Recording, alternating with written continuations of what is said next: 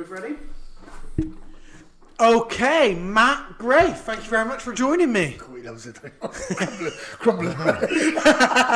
Don't worry, I'll get you through it. You did well on the last one. Yeah, you never had all these gadgets last time, did you? No. Up in the brawl. Well, you the last one was about you and your boys and stuff, so I guess you're now obviously 3 years ago, weren't they? 3 now, yeah. This was just in the brawl, wasn't it? Yeah. Yeah, so you're 3 years in now. What's that like, father to twins? Sounds good, they're both scaffolding now. It's endless entertainment, but it's hard work. Very hard craft. They're both, even though they're twins and they're identical twins and whatnot, they're two completely separate people. Personalities are so different. Well, they went to school, didn't they? They started school. And they meant to do 3 full days a week. I got suspended after a day.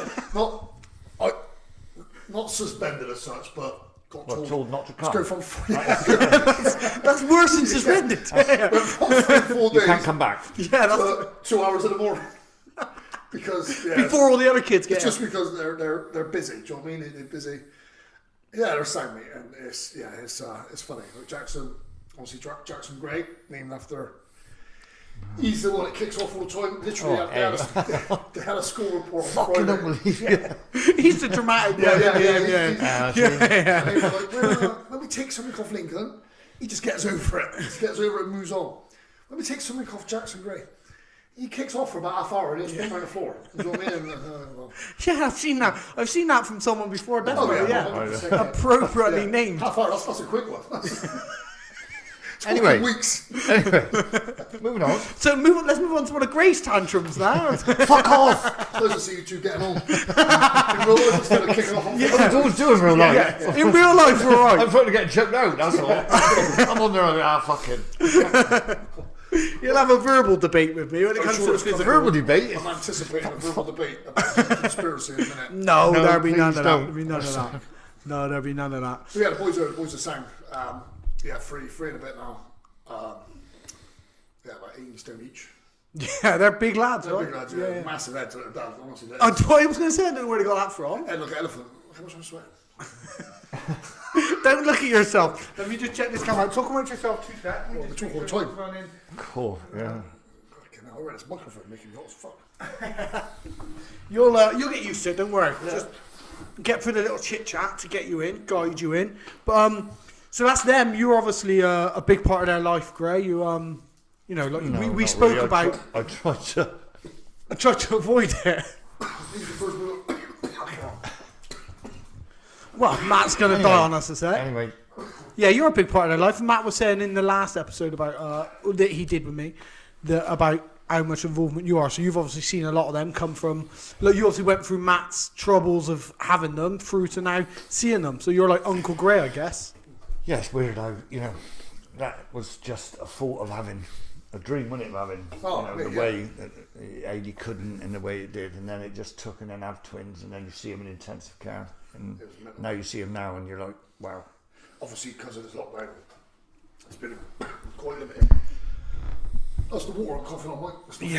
Nothing else. We are socially distanced. I'm just wondering if it's not enough. We should have done this on Skype the way Matt's coughing. That's right. I mean, everybody else has had COVID except Matt, so that's why Don't mention it. He hates it. He hates I had it. it twice. Apparently, he had it before anyone in Wuhan. I had it before the Simpsons come out. It was predicted in It's not about me. It's not about me. predicted in the Simpsons. Matty wouldn't get COVID. I couldn't taste anything when I got back from Cheltenham before they said. We've seen your clothes. Stop it, I'm sweating. No, I was just waiting to see where that would go. I was gonna hang on to that one for as long as I could, see where that would go. It's hot in here, to be fair though. It's not just that you're sweating. Yeah, I put the heating on this winter. Yeah, so these COVID we know lots of people that have had it, obviously, and you've had a test. You come out with the antibodies or whatever. You came back clear of antibodies. I haven't had the antibody test. No, I haven't had the antibody test. No. Oh, what test did you have? I had legit 3 tests, and because of working with people, and then you start coughing and you didn't want. But anyway, the third one, I've had it and know I had it, and tested positive and 10 days. Yeah. what they say. Yeah, took it out of me. Well, it was tested, unlike yours. Is one of them in it? So Things that everyone wants now. He swore, said, yeah, I got it. How'd you test come back, Matt? They got it wrong. I had an antibody test as well. We called that. So and the day that we done the antibody test and his come back, mate, it was like... Part of me done. And we had to make someone who had COVID, because I hadn't had it then, make Andrew had COVID, do the test to prove that his antibodies tests were legit. Otherwise, he just said, well, they're all rubbish. It's fake. They're not... So she done one and hers come back positive. And I'm like... And Luke, wasn't it, as well? Yeah, Luke was they were both devastated. Yeah. So we just said we sold it. And they're giving it Spuds. Turns out they never had it. Well, I don't know. It's one that everyone wants it now. Like, yeah, no, I've had that. I'm sure I've had that. Yeah. I had that last year. I had it the year before. I had it before it was even a thing. I've had it before it was even a thing. Yeah, definitely. Fucking yeah, it's crazy the amount of people who now actually have had it and confirmed to have had it. Well, yeah, like obviously you've read about before to this lockdown, it was rife, mate. It was everywhere. Do you know what I mean? It was everywhere, and it was like back in March. It was 7. It was just it says numbers. It was someone said it to me. He said, in the first lockdown, it was figures and numbers. Now it's names. Yeah. You know what I mean? Now you're reading off names of your mates. Yeah. And during the first lockdown, we hated the fact that gyms were closed. Obviously, we don't like the fact that gyms are closed anyway, but it was like we couldn't understand it. We do our bit, we're doing, it's safe to be in the gym. And then the second strain just went through it, didn't it? And we know it coming to Trojan, and you're like, wow, he had it. And it's like, at one point you said, I'd have pulled the fuse anyway for a couple of weeks. You know what I mean? It was getting to the state where I'm going to pull the fuse on Trojan myself for a couple of weeks. Yeah.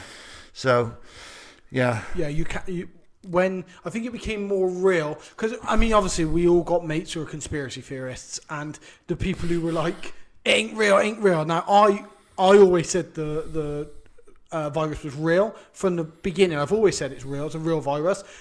I've said from the beginning that I don't think that the measures that have been put in place are to take care of a virus, just simply for the way that it was handled and stuff. But then when it starts to become people people you're close to, it then becomes more real that shit, the virus is super deadly to some people. The second strain, wasn't it? That one, and you just think that when they say the second strain has a higher viral load, so it's easier to spread. That seems sort of all right, well, and then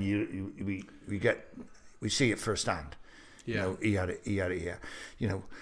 Out of my mates, I mean, practically all of them.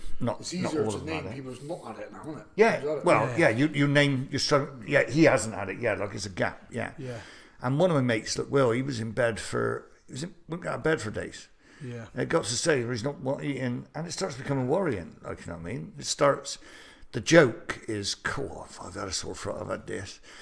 I mean, your mum texting each other each day. You know what I mean? Yeah. She got it worse than anyone. I got a mate and he's got it. He's just recently got over it, and he said that he feels brilliant, and then he goes down the stairs and he can't get back up. He can't get back up. He goes down the stairs. He goes to go back up, and he said he just feels like he's ran a marathon, like watery mouth, and just feel like I had no symptoms. I had to have a test because he had it. I come back negative, and during it, he was saying. But now he's trying to dig out all and he's struggling. Who was this? Joe, Marcy. Oh, right, yeah. And the one I noticed that after a week of having it, so I'm back to normal, I hadn't done any cardio, hadn't done any exercise, you know what I mean? You're not ready to do anything. I ran downstairs to get a can of Coke or something, or a drink of water in the night, and ran back up. I let him bed, and it was like I ran a 100-yard sprint. Yeah. And that was the first time that I'm like, what's all this about? You know what I mean? And I just heard that before. I'm not like it now, but it was definitely like, you know what I mean? I think that's why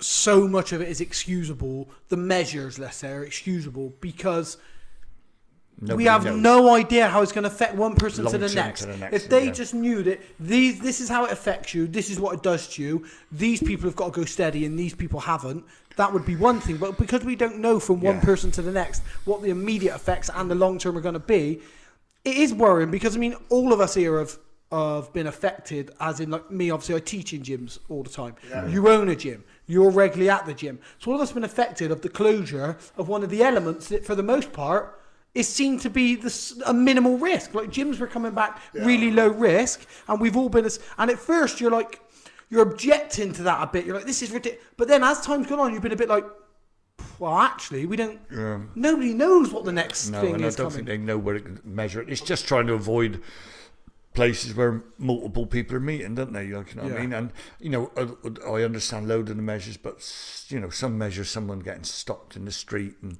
and it's just like you're taking this to stupidity, to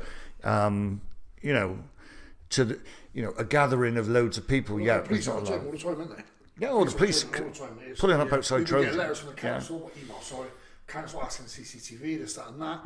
I was like, cool, just like that makes frustrating. Only the other day, there was 4 police cars outside, and our landlord was taking pictures and saying, they all seem to just, because the shops are 1 till 3, click and collect, they all seem to just miss. They never actually come down when we're in there, which would be sound, because we can explain to them. Yeah. But you've invited them down, haven't said, you can't see the CCTV, you can't do this. He's like, well, if you want to come down at any time, you know what I mean? Yeah. We're not those guys. When they did come in that time, there was people bringing a kit back, and they were like just following up on these. It is what it is, mate. It's just, we're a bit past this, and this could be the last lockdown. And hopefully... I think it has to be, doesn't it? Now economically, I think it would have to be. Also, I think as well... Everything, people aren't going to take socially, a lot of notice. Yeah, people are not going to... I mean, look at it now. I mean, we're at a point where the lockdown that they are enforcing this time is nowhere near as bad as the last one, and it doesn't make sense. So someone like myself who owns a building company, I can pick up my 2 labourers. They both live in a different household. So that's 3 households in my van. When I go meet my brother and his labourer on site, so that's 5 of us in one house working. Now this could be, could be plaster in one room, 5 of us. Plus the owner of the house lives there, but that's okay. She can have people doing the work. So logically, it doesn't make sense. But what they say is people aren't going to keep losing their livelihood for shit that doesn't make sense. But what they say is apart from you can still go to work if you can't work from home. Obviously, you can't work from home. What you've just said is that doesn't make the logic. You say, right, so if after work you went and picked them up and said, look, we're going to go and get a takeaway meal somewhere and sit together in the van, you could get nicked. Yeah. You know what I mean? So it's like, well, you're not working. That to me is like, crazy. I don't know how they can police it or enforce it or do whatever, but it's like, It's I mean, even fishing. So I can go day fishing, but I'm not allowed to go night fishing. Is it? Like, what? How does that make sense? Yeah, but you don't go fishing. No, you can go fishing. You're allowed to. You don't go fishing. Yeah, I do go fishing. Oh, you do go fishing? A lot. So you can fish in the day, but not in the night. Yeah. See, that's fucked up. Yeah, now what? Now, but in the night, COVID troubles it. Yeah, but also this is the most ridiculous thing, right? Let's say you're worrying about people travelling to and from the lake. If they're allowed to fish daylight hours, they're going to travel in the dark. So that's when you're at higher risk of accidents and stuff. So it doesn't even make logical sense to not have people there at night. Yeah. It's not like these are the sort of measures that don't hold up. And then you got like obviously with the things that happen with that Dominic Cummings and stuff like that, and that being excused. Then this Amanda Holden thing. Did you see this the other day in the paper where and people are like backing her? I'm like, hang on a minute, you berated Cummings, which I did as well. Yeah. Because the guy's a fucking mug. But Amanda Holden do? Her dad rang her and said he was feeling unwell or something along those lines. She said, she said her dad rang her and said that he was feeling unwell. Something along those lines anyway, scared, unwell, something. So she said there was nobody who could get to him, so she drove to like Devon, 2.5 hours or 3 hours. She drove to check on them. Look, now, hang on a minute. If your dad was in an emergency, call the emergency services, surely. Like, call a doctor, call the next, whatever you need to do. But driving to Devon and then saying, oh, well, now... I'm not going to be a hypocrite because I'm telling you now, if my dad or my mum, when she was alive, would have rang me, I would have fucking gone there. But at the same time, I would have said to myself, I'm a celebrity, it's on TV, I expect to lose my job for this, I'm going to do it. But she did it, and then the public are getting behind her and supporting her, and it's like, well, I can't really remember. But but if she's a celebrity, she gets seen down there, doesn't she? Whereas you or I wouldn't be noticed in a crowd. Yeah, exactly. But I mean, what I find... the hypocrisy in it is that people berated Cummings, right? Yeah. Which 100% you should do. A, he's an arsehole, and B, he's the one who put the procedure in place. But they've openly supported Amanda Holden. Well, I'd have done that. Like, well, no, hang on. We have to stop this supporting the people that we like and going against the other. Right's right, wrong's wrong. What she did was fucking stupid. I look at it and think, is it that big a deal? No, it's not. I'm with you. It's not that big a deal. I know what you're saying. There's people who are doing policies and people, but all the time I think I've done worse. You know what I mean? It's like, you know, gone to places and seen people like, you know what I mean, and whatever. I just think, I know it. I'm not a celebrity or someone in a place. You are local. Yeah, a local celebrity. I just think, how local are we talking a second? You know what? I don't care. Even the celebrity goes there, or Dominic Cummings. Big name Dojos. Yeah. No, but you would expect if you were in a position of authority or a public figure, you would expect, if I do this and there's backlash, that's part of doing it. Yeah, you wouldn't do it and then expect to do the puppy eyes. Oh no, yeah, you got caught, then you know that someone's going to. The worst one was the Scottish MP, wasn't it? Who actually tested positive and got on a train to London and back. Was it? Yeah. From Scotland, in Scotland, tested positive and still got on. It's not like she was waiting for the result, wasn't she? Waiting for the result. So if you're waiting for the result, when I was waiting for my result, I wouldn't even go to the shop. You know what I mean? You think, I think I might have this. Yeah. So I got to lie low for a few days. So she's waiting for the result, and guess. She doesn't like. It's only down the road, though. Go it's not that bad. Sorry? It's only down the road. Yes. Yeah. Top to bottom of the country, that's it. On a train, there's got to be probably at least 7, I would think. And then she gets there and finds out she's tested positive, so she's been on the train. Oh, no. But gets trained back.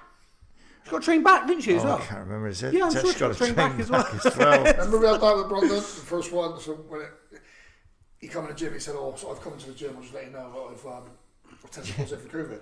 He literally bring me clean after. I was like, damn, what's I do? What shut the gym? Fuck, what do I do? It's the first time. Yeah, so I sort of trying not to lose my head with him. I'm thinking, mate, why did you even come into the gym? Why did you get a test? And he was like, I stayed away from everyone.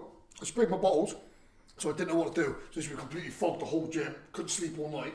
Then he texted me in the morning and said, mate, I've read the text message wrong. I haven't got COVID. Serious? So his nickname now forever is going to be COVID. But literally that whole night, and that's like when you run onto the business stuff, especially in a place like Trojan's gym.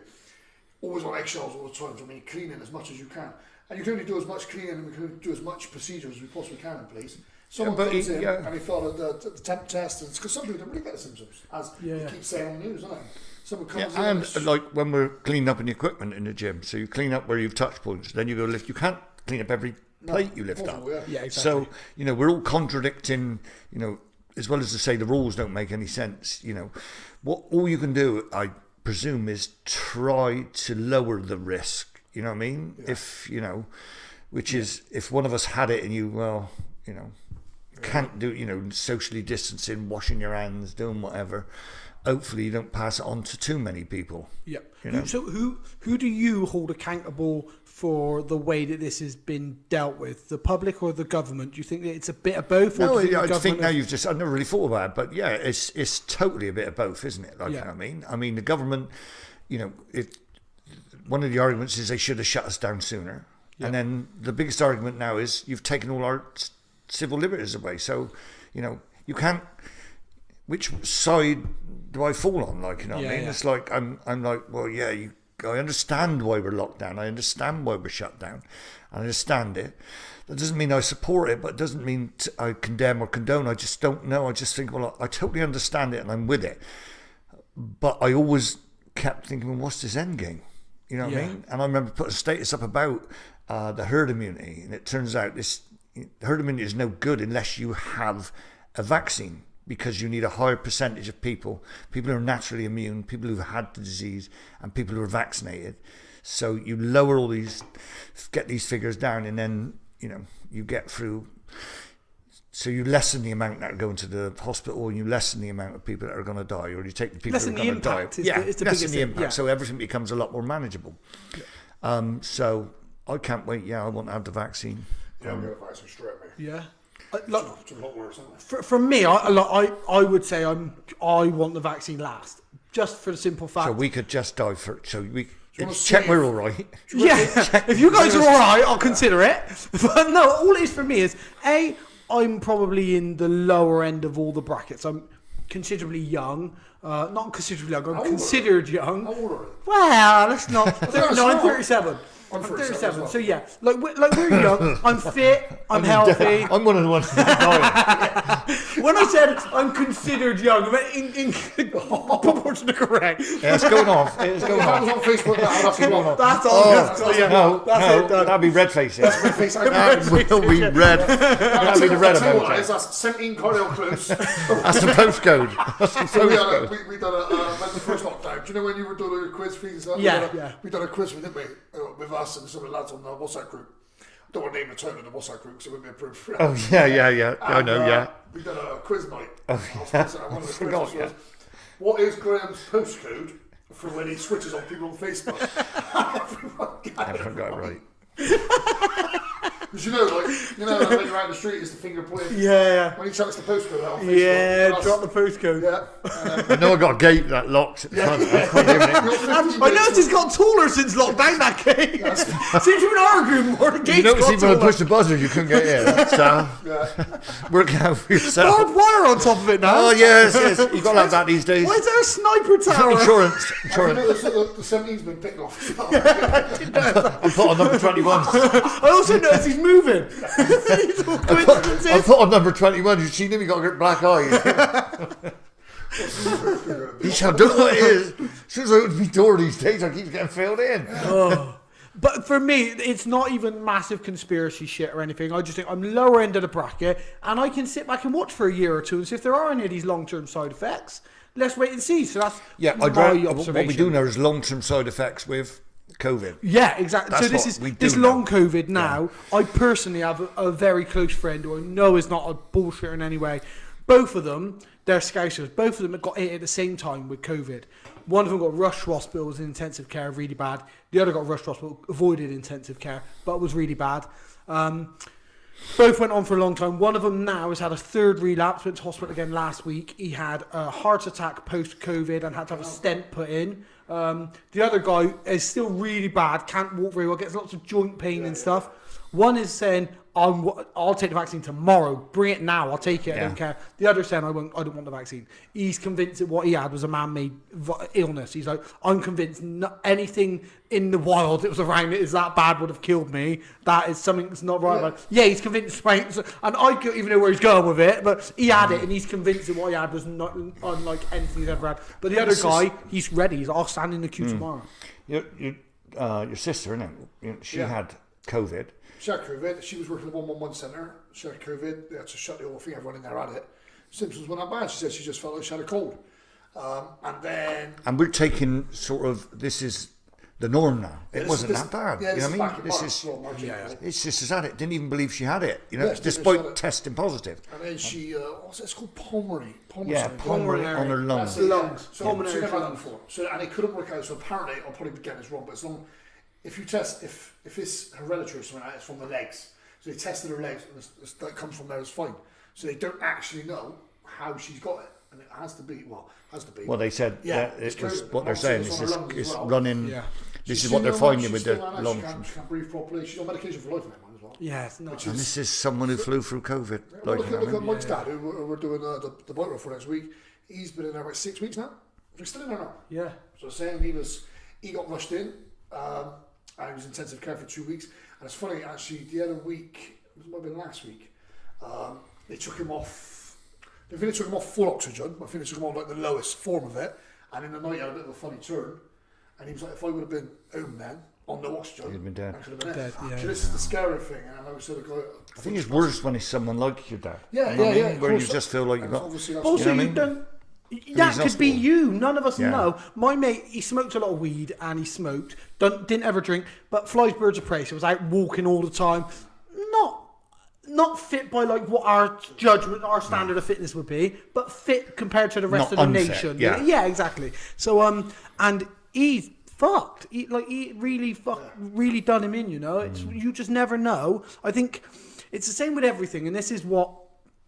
I had a discussion the other day about the vaccine. I said to somebody, like, listen, all this autism in vaccines. This one guy releases stuff and it was full of bullshits, and so now everyone says it definitely doesn't give. No, listen.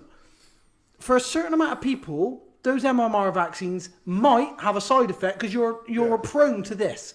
with your vaccine for your COVID, some people are going to die from it because people die from paracetamol.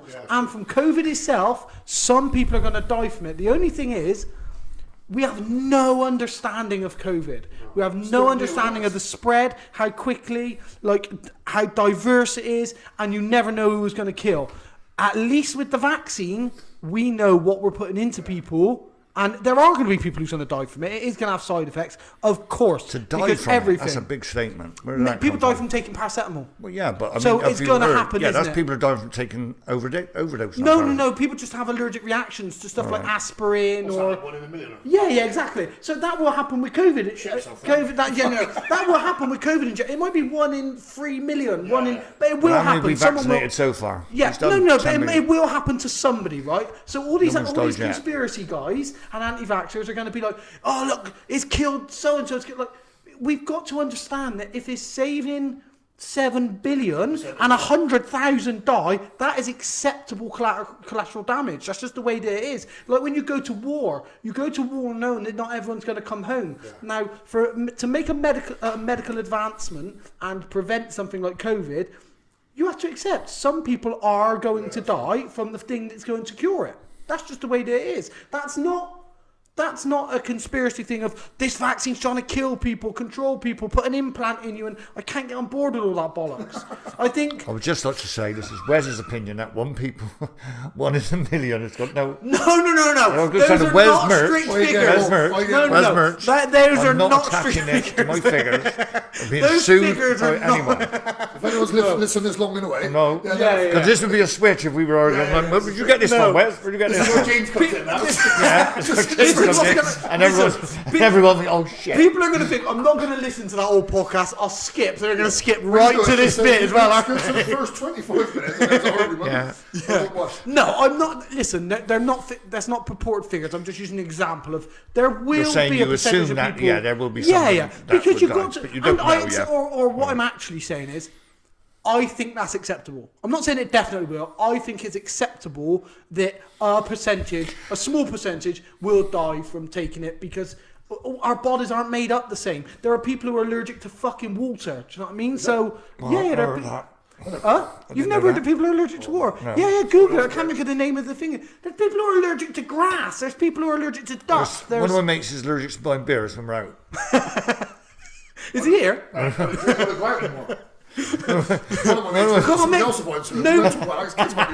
Nobody's been out for nearly 2 years and Grayson along to that one. Oh, you little scam. Yeah, look up that. Nobody's at some point. I'll find out exactly what the people allergic to water. I might swerve that one. Yeah. Right. No, you look it up. Because I've argued with Aaron Rice, one of our mates. He's put something up. He's like putting a thing up about this is dangerous for you, bottled water. Now this little experiment, I'm like, fucking hell, mate. Well, I mean, he's right as long as you take into account that using loads of plastics is really bad for but that's not what he's employing. I'm just going to go. Yeah. I think drinking water is good for you because it hydrates you. Sticking it out there like I'm a scientist. Yeah. You know what I mean? I think that's. I'm googling allergic to water. You talk amongst yourself. Yeah, allergic. Yeah, aquagenic urticaria. Yeah, I remember that. Urticaria. Yeah. There you go. See? Aquagenic. But it's a thing. People are allergic to everything. People are allergic to these podcasts. Okay. They fucking will be after this one. All three fucking listeners. That's going to be funny. Yeah, we won't laugh. I might fucking Google it for fucking half. 30 minutes. Just tell them. When I post it, I'll say, skip the first half hour. Some woman's going to be water. I'm just going to have the fucking jab. Fuck the vaccine. And fuck this water. I'm getting all the powder. Everyone's going to order a vaccine and a coffee and the coffin at the same time. I can free fall out the top window. I can free fall out the top window, definitely. For a piss, knocks on the door, just free fall out. Just jumped out the fucking top window. One of our mates there Pete, you live in a bungalow. Go on and watch. I said, that's a smart watch. He went, yeah, £1,000. Does altitude. I said, the fuck? What the fuck does altitude on your watch for? Where are you going? No, it does a bit of swimming. It's £1,000. It does altitude. Yeah, Dan was doing it. We had a discussion about a Rolex. Dan was saying about his Rolex, comparing this one Rolex with the other. And he goes, yeah, that one's only good up to 500 feet. This one's good up to like 2,000 feet. I'm like, fuck me, mate. The deep end is like 3 meters. Have you started scuba diving and I am fucking... What the fuck are you going to wear? No, what I'm saying is I'm justifying the price. Yeah. That's why. If I did go to the Mariana Trench, I'd be covered. Oh, I'll be down there I'll be like that at the bottom. It does altitude. Fucking bargain. It does a bit of swimming at Can you get me what? freezing cold water. Can you get me what? I was thinking about getting off myself. I can't swim though, so You don't when you altitude, you do altitude. Not even a window cleaner. Swimming. Fucking hell. Mate, you must have had, I had this a lot, and it started to frustrate me really. So people who I teach would be messaging me, like, mate, really need to get back in the gym now, I really need to train, this is stupid, and I'm like, listen, sit fucking tight a minute. The gym's shut for everyone. Don't think everyone's having secret sessions. Nobody just I know you want to fucking train, but the world ain't passing you by. Like, come on now, you got to, I'm not talking they're struggling. I mean, people who are just like, oh, this is fucking ridiculous. We should be able to train. I should be able to train. I want to train. And you're just trying to say to them, I get it, but I'm you're in that position, and you are as well, where people, I think sometimes you just need to let off, to speak to somebody to tell them how frustrated. You know what I mean? You get it. Yeah, 100%. I mean, also you said when I come in here a minute ago, today's been like, so, church, like, our social media is quite heavy and stuff like that, and simply because I like getting back to everybody. I take it with personal things, get back to everyone. So when people message the page, I'll get blue tick. I'll get fucking blue tick. He gets blue tick and he gets ignored. That's what he does with personal numbers. So I'm going to kid you, we probably get over 1,000 notifications a day. So that's comments and whatnot. Obviously, don't get back to the likes. Today's been a bad day. People are struggling today. So this is like it's tough, do you know what I mean? Because people, especially someone like Trojan, which is a community gym, and I've been forever grateful from the day we locked down. Everyone's pretty much paid their membership, even though we told them not to if they can't afford it. But people always want to give back to Trojan. So I think during the first lockdown, we spent we painted it, didn't we? I spent £1 million on Battleship Grey. The truth is, I found 10 tins of Battleship Grey. I painted the gym. There's a warship. There's a British Navy ship down in the dock. Submarine, walking as a submarine. And Go rusty. No, painted fucking red. I don't know what. Someone's gone fucking missing. His skis are like that. The pillar box red. The Russians are like, yeah, it looks good, mate. But yeah, so it's like so the first lockdown was like a novelty, and obviously we harder to get the first time. So give everything something to do, something to keep busy. But it was summer. Yeah, people were training outside. And we never knew what was going on, did we? We never really knew. And to be honest, I know it won't sound stupid and sort of sound quite immature. It was a bit of a novelty. You know what I mean? Totally, no, yeah, exactly. You doing your quizzes. You doing, us doing our quiz. We doing the group chats, weren't we? The Zoom or whatever. Where you're all chatting to one another and doing stupid fucking. Yeah, it was just like you said. We don't do that anymore. Yeah. Well, now we just go over and see each other. It's like, oh, fuck. It was actually enjoyable being around the kids. And now, come out in more fucking freedom. But it's like, yeah, so then, but obviously the first time, like Grace said, so any sort of announcement, someone like, what do you know? It's almost like the people think the gym owners whatnot got like a link to what's going on. But I think it's almost like a cry for help to such, just some that's positivity. What I've said to you. So something, and like today, I reckon I've had about 30, 40 messages today, just in general, just someone saying, hi Matt, any news what's coming, or some people go real deep and say they're in a real bad way. Yeah. And then you spend, to me, and say Adrian would kick off about it and stuff, but I will take time out to speak to that person. Do you know what I mean? I will, because that little bit could help them so much. And sometimes it also helps me out. At the minute I'm going for a tough time, but I never want to show that. Does that make sense? Yeah. Because I'm the one who's trying to keep everyone together, keep everyone motivated. So I suffer from this a little bit because I'm a head coach.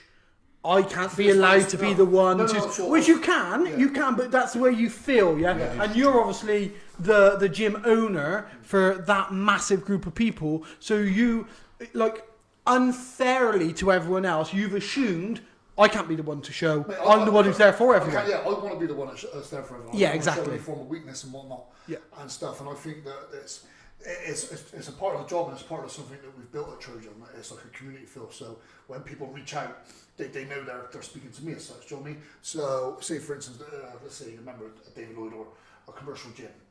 Obviously, people wouldn't message David Lloyd and expect to be speaking to Mr. David Lloyd, would they? Yeah, exactly. But I say it to all my friends at independent gyms. Like the social media can be a massive platform for you to reach out, especially to your members. Yeah. So I mean, like we got this big national games going on at the minute, and it's brought about 150 people from Moyes together, and at the minute they're loving it and stuff. And on the flip side, where some today have been going for a bit of a bad time, over the last week people are loving it. But like, thank you so much for getting us involved and stuff like that. And the thing is, well, with Drew is like, even though I come across as the poster boy, it's the members that runs the place. It's the members' gym. I'm just a mouthpiece and stuff like that. So that's all I am. And I try to get that across so much. Do you know what I mean? Well, I think you're a lot more than that, but that's the role that you've put yourself into. Yeah, exactly. You'll never see me blowing smoke at Trojan. I think it's a great gym and the people in there are incredible. But I will never say, oh, it's the best gym. It's this gym. It's the best. Like we're just our little gym, and we just do our own. Yeah, and I think that's like that's just a reflection of who you are as a person. In that you don't really give a fuck about being the best gym. In the same way that I don't give a fuck if this is the best podcast in the world. Yeah. I do this because I enjoy doing it. Yeah. And more importantly, it gives people like you two a voice to do what you're doing today. And Trojan's the same for you. Really it's not that it's not that, listen, I take so much pride in it being the best gym. Yeah. No, you take pride in the fact that everyone else loves it. Yeah, it's for everybody else. That's probably the most, all the years I've known you, probably the most sensible thing I've ever said. Because it's literally just nailed it. I can't even better that myself. Do you know what I mean? It is literally like that. It's so great. You've been with us since day one. How many times do I ask you for advice? Sometimes before I put a post up, I'll say, "What do you think about this, Greg?" Just give me one say whenever. But that's what it's all about. Do you know what I mean? I don't really do things on whim. I always ask for help. We've been. Look, I'd only say the last couple of years, the gym has finally started to make money as such. I mean, obviously, if we can put back into it, but there was times when, like, it's been fucked. Do you know what I mean? Like, there's been times when we thought we had to fold it and stuff. It's not been easy at all. Yeah. When we first but you've made that what it is. I mean, it's like you haven't sat on your ass and just said, "Oh, look, my gym's not doing very well," or whatever. So we moved into bigger premises, and then it's more equipment, and constantly, improve this. And you put in the mez upstairs and the fitness classes. You've seen a whole different breed of people coming through. I mean, people think it's just let's say just a rollers gym. So this the latest national challenge. We got invited to this. Yeah. So. Like Trojan Fitness is all of a sudden now it's gone from big strong men body, which we still got all them. Yeah. So hang on a minute, they do fitness classes. They got this injury. Like the women that train Trojan, they're it's now acceptable where you can call a woman a beast. That's a compliment. Yeah. I said that 5 years ago, mate. He's getting filled in. But exactly. We're getting arrested. Yeah, exactly. You just can't call her a woman. I think context is really important. You can't gender identify. Just someone's a beast. Don't do that. But I mean, the greatest thing about Trojan is that Trojan is not a gym. Trojan will exist if the 4 walls were down anyway. I mean, I think I was the first person to ever be sponsored by Trojan. And for me, it's the reason you're always mentioned at the beginning of all of my podcasts. Trojan gets a mention every single one. You could pick anyone off the phone now and it would guarantee you get mentioned on the beginning of them. And that comes it will on the introduction. When I do the introduction, you edit stuff in that makes him look really intelligent. Exactly. Yeah, I'll edit out the stuff about the water in there. The reason I do that is because it's not about. I don't train at Trojan that often. Mainly because I'm fucking always teaching at gym, so I might as well train with the gym that I'm teaching at and save myself an extra half hour. But you get a mention because Trojan is more. Because Graham's always there. Exactly. Where's in today? No Gray's here. Oh, him. We're not speaking. But that'll always be, and like I say in every single one of my intros, I say forever and will always be a sponsor of the podcast. Not because of who you are as a gym, but because of what you are, your mum, and even when it started with Mike years ago, and the fact that it carried on, simply just to the fact that you guys said, fucking hell, where's you're fighting here, you're fighting there, what do you need? Not what can you do for me? Will you wear my t-shirt? Can I do this? It was take your protein, take your creatine, take this, take whatever it is that you need, and you supported me, but you've done that now for 150, 300 members, however members you do it for everyone. It's not just because I'm an athlete. You do the same thing for everyone. It's like, for example, we haven't got our membership since we were 6 years now, so 30 quid now. And people say, you've got to pay a membership. We didn't need to put a membership. So why would we put up? Do you know what I mean? There's no reason to it. Like, we got a high volume of members and they're all paying, so there's no reason to put a membership. We're not saying, I'm not interested in about the money. I've never been about the money. It's the passion of it. Do you know what I mean? If there's no but it's nice now that you're in profit and you can buy the equipment and do the stuff you want. And this is because before it's been a situation where, you know, it's like make do, isn't it? Like, you know what I mean? Now 100%. You can't wait to get, you know, and constantly. And I think with the social media, when you get a new machine, is normally you wouldn't know what new equipment a gym's got until you've gone in there. You know what I mean? Now with social media, wow, what is that machine? Got a video of Matt demonstrating how to use it. How not to use it.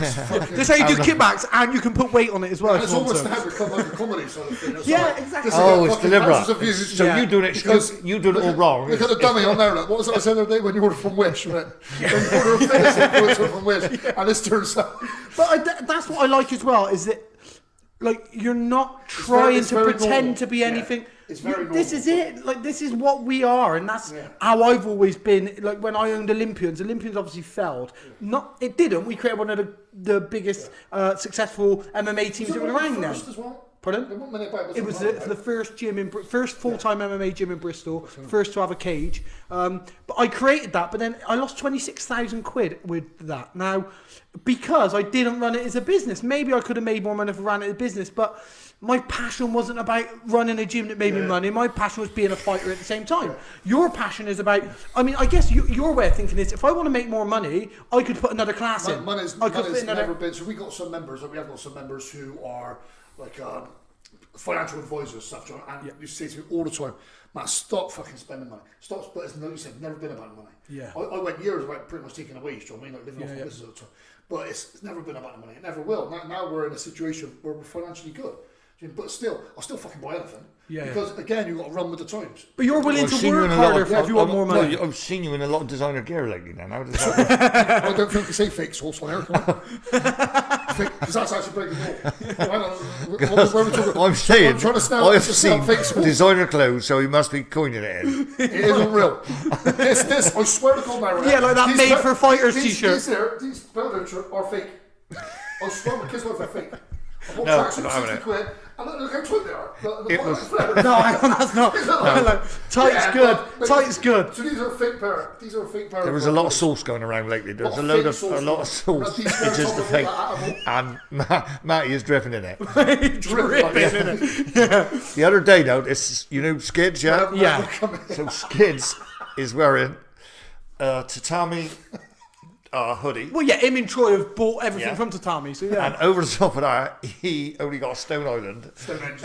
A Stone Island. And I'm looking at him going, that is when you know shit gets real. If someone turns up in Tatami and a Stone Island, you're like, if he got out of traffic lights, you're having a Herrera, Tatami and Stone Island, I'll be like, mate, sorry about that. And the Orton keeps burping on his own, mate.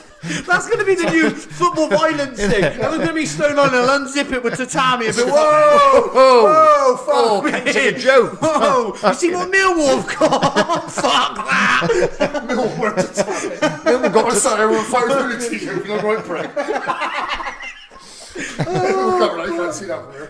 So yeah, so the gym's alright, we'll get through this lockdown. Like I said, my whole, it's not, I'm going to miss all the time about it, so I take full responsibility for keeping the members motivated, active during this lockdown, even at the hardest times. So now, like with film, we don't stop, because at the minute I'm not with people in the gym. Like we get nearly 450 people a day, that's a lot of people. Yeah. We've only got 500 members, so that's a high percentage. And if people don't train anymore, we just cancel our direct debit and say we don't want to keep that running. Do you know what I mean? It's, again, coming back to not about the money. Yeah, exactly. So when you see, say, if I work on a Monday, we open at 5 and I finish at 9, all these people are almost interacting with, which is a lot of interaction. Sometimes it does get tough. Sometimes I'll disappear upstairs for half an hour just to. But I think that's you know, with what you're saying about who you train with, that's so much what people are missing, which, you know, gets people down. Isn't just the fact you can't train, but you can't see your mates. You can't interact. 100% everything the biggest part of the gym is the social aspect. And it's like, whereas years ago, men would be going to the pubs. You know what I mean? Our interaction is the new hub is where you see people in banter and take the piss out of being wearing tatami and stuff. Yeah. You know what I mean? But it's this place, and that is what I miss. This more than everything. That, you know, people you don't even know their names sometimes, but you're like, all right, mate, all right, you know. And the guy who doesn't take his headphones off when he's training, but nods at you when you fucking walk past. It's like when you come to we had the. Obviously not this one, but we come to the church and Ireland, you know, people there. Everyone, it's just somewhere where your friends are. Do you know what I mean? So all your friends are there. So you just train and then, but then that's why we got characters in the gym like Gray and stuff like that. He's a character, so many different characters, which makes the place what it is. And there's little crews like in my head, there's gangs, like no. In the end, it's like it's the grunters, the strongmen crew. So they're all like 20 stoners lifting up the stone, loud and now you got the boot camp lot. You know what I mean? You can't talk about the boot camp. No, you switch, and I'm like, boot camp. No, it's for the boot camp lot or something like that. You know what I mean? It's like then there's the training ones. Yeah. The guys who don't train, they walk around noticing everybody else. They walk around gaining ammunition on everybody else. I lifted a weight since 2006. How many sets you got on there, mate? Yeah. Well, one more then. Yeah. That's what people think. Gym gossip. Especially one thing which massively helped. So after the first lockdown, when I also found a lot of paint, I also found a lot of duct tape, hazard tape. So no, I started one day, I was bored. I thought, fuck it, I'm just going to grid everything out. Yeah. So all of a sudden, it sort of kind of went, I don't know, 30,000 views or something like that, just at the gym, grid out. But then what we got from that is then so many people prior to that who thought Trojan again was just a roidheads full of nutchers in there, blah, blah, blah. They were like, hang on, mate, they're actually taking this fucking COVID serious. Yeah. Like we had, I think before we locked down, we had 300, just under 350, and I went out to 500 in lockdown. Do you know what I mean? So, and it was because people saw different sides of Trojan. They saw like a serious side. Say, listen, we all like having a laugh and stuff, but your health is fucking so important. Yeah. Do you know what I mean? And so, Matt, even though this year's been a complete fuck up, from a business side of it for the gym, it's completely changed. I don't think you've even been there since. Not since the lockdown reopened. No. I'm not just paying it. No, I'm not. So yeah, so it massively it's like Grace said, you can either sit still or you could just run the time. You know what I mean? And that's what I try to do all the time. People say to me, "Do you see what other gyms?" I see what other gyms ain't doing, and then I do that. So if I have a thought, and like I said, when it comes down to like Trojan being like, I get messages from gyms all over the country, like asking for advice, and there's certain people I speak to, like John Clark. He's someone I really look up to, and I ask him for advice sometimes because sharing knowledge is key. You get that through independent gyms a lot. But this is the thing.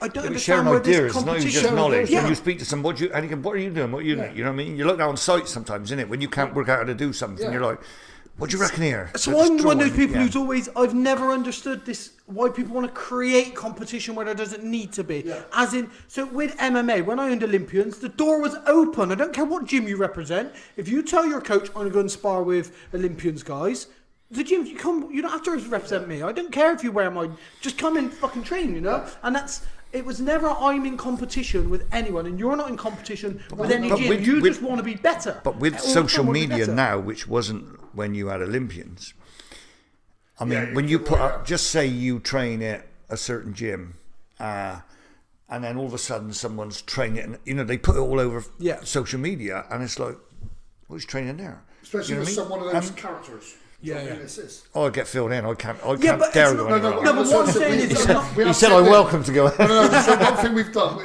it's going to have to break a surprise now. We've all chipped in a couple of grand to send him to David Lloyd for a few years.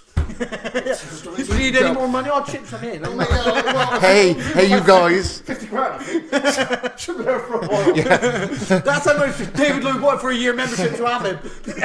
Who are you sending us? Yeah, he's going to completely fuck up our gym. No, but I mean, so that's not me comparing an MMA gym to how you would have to run your gym. That's me just emphasising the same thing. I don't know why other gyms are trying to compete against Trojan when Trojan aren't competing against you. It's like, listen, you're this side of Bristol or you're this side of Gloucester. We're here and we're just doing what we can here. We should be working together, and you should be saying to me, listen, my people are never going to come and train with you. They're the other side of Bristol. What is it that you're doing that you think I can implement? What am I lacking here? How do you run this side of things? Sometimes we get members and they'll go, Matt, you know a gym? this is more back a couple of years ago, obviously, because now we've got bigger gyms. Stuff. Yeah. And someone say, like, if needed, like, a monolith, I say, yeah, go to this gym, they got a monolith and stuff. Because if a member's going to leave, And one of my policies as well is, no matter what ground someone leaves on, just let them leave with a smile, because there's a good chance they might want to come back. They usually come back, and they usually come back. Not always, but like loads of them, you see people come back. They come back, because sometimes people do, like, you get like different training gyms, like MMA gyms, boxing gyms. Some people think, I'll tell you what, I feel a bit flat on the motivation, I'm going to fuck off the so-and-so and see how it goes. And stuff Just like when you see them out in the town, then you just go... Well, we're great, obviously, videos, and then start switching off. Well, no, the good thing about MMA gym is when they come back, you can punch them, so it's all right. It works out fine. But you get it. That's happened a few times. You get it a lot. Like you, it's MMA gym. It's Swindon's MMA gym. Street fighting champion of Bristol. I suppose you will introduce them. Well, mate, I can't. Street fighters. He taught me all I know. Yeah. He taught me everything I forgot. So, so Joe's extremely blessed, and one of the things I literally only met a guy yesterday who's doing an insane challenge. It's called the 48. I'm gonna fucking get it. I can't put my phone out because it's called 48 hour. Every 4 hours, he has to do 4 miles. Right. Yeah. So basically, got 4 hours to do 4 miles in. Yeah. Okay. Then he rests for the rest of those 4 hours. You got to do that for 48 hours. Fucking hell. What's that? How many sets of 4? So I don't understand. So 10, 12 sets. Of 12 sets. So he's got to do 4 miles, and he's got 4 hours to do it. If you do 4 miles an hour, repetitive over 48 hours. So that's the normal. What do you mean, continual? Yeah. So if it takes him 40 minutes to run the first 4 miles, he gets 1 hour 20 minute rest before he starts his next 4 miles. So what he's doing, because he wants to put a twist on it, he's got it from Dave Goggins. Yeah. He's going to, out of those 16 miles, he's going to harness pull his Mercedes-Benz 2 ton for 4 miles. He's going to what? He's going to pull his car. So in one of them, yeah? No, in 4 of them. So it turns out he's going to pull it for 16 miles. He's going to pull his motor for 16 miles. So he messaged me, I didn't really know the guy. Mate, can I borrow a harness? I said, mate, of course you can. So yes, they met and let him harness and stuff like that. I forgot what I was talking about. What, him towing his Then fucking... all of a sudden he was like, I can't believe that you've lent me a harness. I said, mate, like, what's the problem? It's got no drama, no one's using it. Yeah, but like, so all of a sudden now he's become like a fan of Trojan. He's like, mate, when this is done, can I come and join? I said, well, of course you can. So then all of a sudden yesterday he's promoting, I'm sharing all, he's going, I can't believe you're sharing all this with me. Well, mate, so basically it's cost nothing to be nice. Do you know what I mean? And so that, he was using a rope on his waist. Yeah. And I'm so glad that he reached out, because that's what Trojan wants to do. We like to help everyone. And the door is open to anyone. So yeah, this is just a guy yesterday. We get a lot of that, and they'll always say, "Oh, can we?" Like, we was lending. Like this, like the gym's empty. There's no equipment in there, and it's the worst time really to be lending equipment out when it's rusted. But I don't really give a fuck as long as I can sleep at night, knowing that the members can do something. Might only be little, and a lot of them's improvising, which is great to see and stuff. As long as they can do something, it really does help me. Yeah. Go to bed, and you might get a bar might come out rusty then. But I mean, so people do hear that, and they will assume that that's something to do with the gym and gym promotion. But I mean, you've experienced this. I know you have from talking to you. So it's sort of a leading question, and I've experienced this massively, because you wouldn't think this of maybe MMA guys and guys you train, but they come to you a lot as a person to talk to. And that's the mental struggle of gyms being shut. Yeah. I think that now, probably more than ever, we're in a position where people need to talk to somebody. Yeah, 100%. And but for some reason, although we're in that position where people need to talk to somebody, there's still a huge reluctance to speak to your friends or speak to people you know, and then you end up with one person. Like, I get it poured on me a fair bit. And I guess you do, because of the position you put yourself in. People want to come and talk to you, and especially if I do this podcast. I guarantee they want a friendly people, voice. and people will do it after this podcast. I might not know them that well. They say, thanks for that. I've been thinking about this, let's say. Now, you must get that, and then yourself, the general, will get it, just simply because of his position I don't really within get that. I think you're going to get it a lot more than I do. I'll get it within my group, within our mates, because I'm the older one. Yeah, well, he's the go-to of the group. That's why he's called the general. So, within my group, definitely, if they're going to speak to anyone, whether it's you or Sam or whatever, I'm that guy. But I don't get I know exactly what you're talking about them, and you on not meaning to put yourself in a position where you are sometimes the only friend they can speak to like that, and it's and men, we know what especially right now, is topical depression, and how we're all affected by what's going on, and men. Before, it's hard to speak, isn't it? And about your issues and about what you're feeling. Whereas now, I think the cat's out of the bag. It's like men think, yeah, I need to really speak to someone. I need to sort of have a chat, and that's what you've got yourselves into that position where people are going to turn to people like you just because you're the guy they look up to. Yeah, which I want to emphasise at this point, like. Come and talk to me, like 100%. Like, which I'm sure you're going to be like, come and talk to me. Like I just recently, a friend, I would say a friend, like I knew him from working the door, and we used to say hello every time. But a friend, and he posted something on Facebook about being down, and I messaged him immediately, straight on it. Never came to me for help, just posted on his status, and so I could sort of read between, so I messaged him straight away. He messaged back to me. I messaged him. He said, it's just too hard at the moment, mate. I messaged him again. He messaged me back again. I messaged him again. Boom, dead quiet. Don't hear anything. Next minute, his sister posts, say he's in intensive care and stuff like that. Couldn't do anything. I couldn't do anything. And I'm sure he tried to do something. He tried something. So, not his first time. The guy does suffer dramatically. Now, the thing is I'm sure there was other people messaging him, so he's reading my message, someone else's message, and that's maybe that didn't help him at that time. There's so many people reaching out because he felt he had to close off. But the thing is even though there are more people speaking to people like yourself, there's also people who aren't speaking, and there's people who. God, yeah. I think we're in a position where now people like ourselves, prominent is probably the wrong word that I'm looking for. But I know you're looking for a lesser word than prominent. We can speak about this and tell people. Before I forget, someone messaged me the other day. He was messaging me, and this guy was, and he's only been a member a couple of months, so he's an older fella. I'd say about 60, 65. And he kept messaging me and stuff like that, and sometimes I'm busy and it took me an hour to get back to him. And he said to me, Matt, sorry, it feels like I'm being a burden. Right, and a burden. And then straight off the back of that, and I try not to make the Instagram or bite me sometimes. I'll put on a story, and I was strong about and say, guys, don't ever feel like you're being a burden. Yeah. Do you know what I mean? Because on the flip side, when you're just saying about that guy then, sometimes if they mess you too many times, they might start feeling they're a burden. And if they're struggling at the minute as well, then they might think, fuck, I'm a burden. Oh no, I've upset him. I've pissed him off. Do you know what I mean? And then it's the flip side. But listen, if we're being honest, you might be being a burden, but I tell you what would be more of a burden. You not messaging me. That will be more of a burden to me. It's one of those things. I don't want you to message me and tell me you're struggling, because I don't want anyone to be struggling. But I would rather you message me than struggle. Yeah. That's what it comes down to. It's not a nice message to get from anybody, but always message me, because I'll always be there. I'll always do it, So it's one of those things. It's like, I don't want to feel like I'm being a burden. Of course, these things are a burden, but more of a burden is you feeling like you haven't got anyone, because you've got me. You've got me. The burden is you feeling like you don't have me. Does that make sense? Yeah, so it's a delicate time, isn't it? Do you know what I mean? And stuff like that. It's a delicate time, because we're all struggling a bit. We're all struggling. It's just different levels of how you're struggling, you know what I mean? And because our normal life is gone, what we'd seem to, and then, everyone's now where we would be more stricter on the first lockdown. Everyone's sort of bending the rules a little bit and just thinking, I'm not going to lock myself away. You're not going into massive groups of people and whatever, because you can. But I think, the secret, not a secret, I think everyone is secretly struggling. Yeah, you know what I mean? 100%. It just depends on what level they're struggling. Yeah. And on different days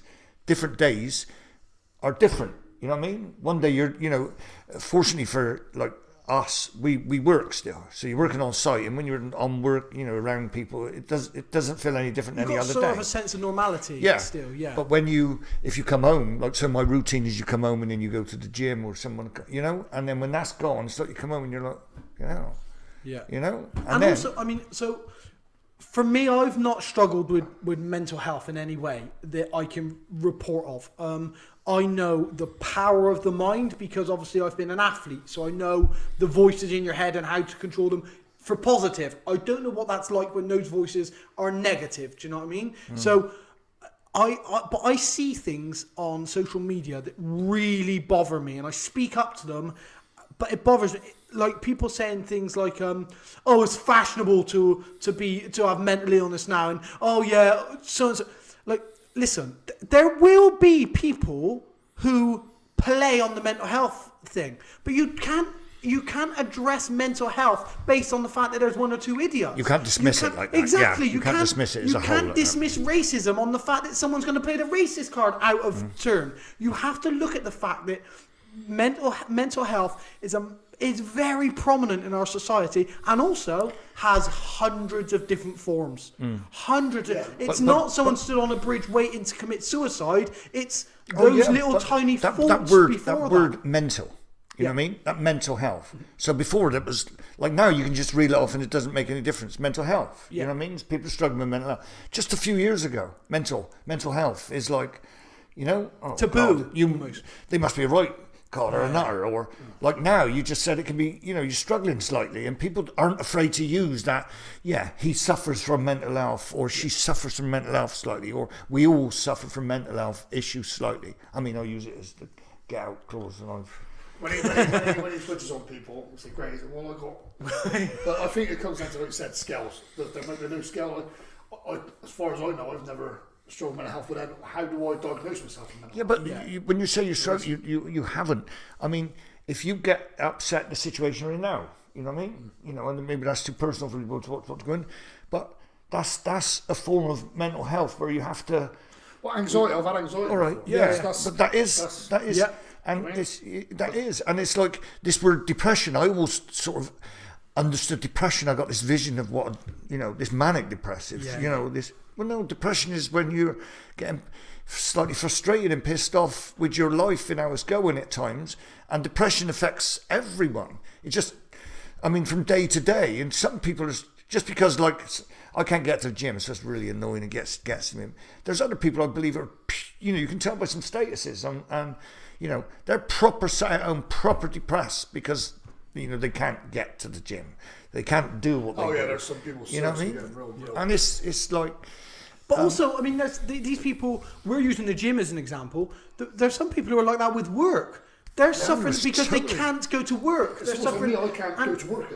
I'm not doing I haven't got a normal life. Yeah. So I've got things going on like this my marriage is on his ass in a minute, do you know what I mean? Because I can't have a normal life. So where I would go to work and see people and I'll go back home, it's completely fucked in a minute. Do you know what I mean? Yeah, everyone's routine, isn't it? And then people were trying to say, "Oh, I don't know what's wrong with you. Sure, you got more time to do your own things. Come on, just live it a bit more." And it's like, you're missing the point. Yeah. You might be in a job that you don't like, or a job that's just your day-to-day job, living an existence that you're not that happy with, so you always look forward to doing the things that you want to do. Someone else might really love their job. It might be everything that they've worked for. Like your job for you, I'm not going to call it a career because I think it will take away from what it is. There's some people who dedicate their whole life to being a barrister or something, that I'll call that a career.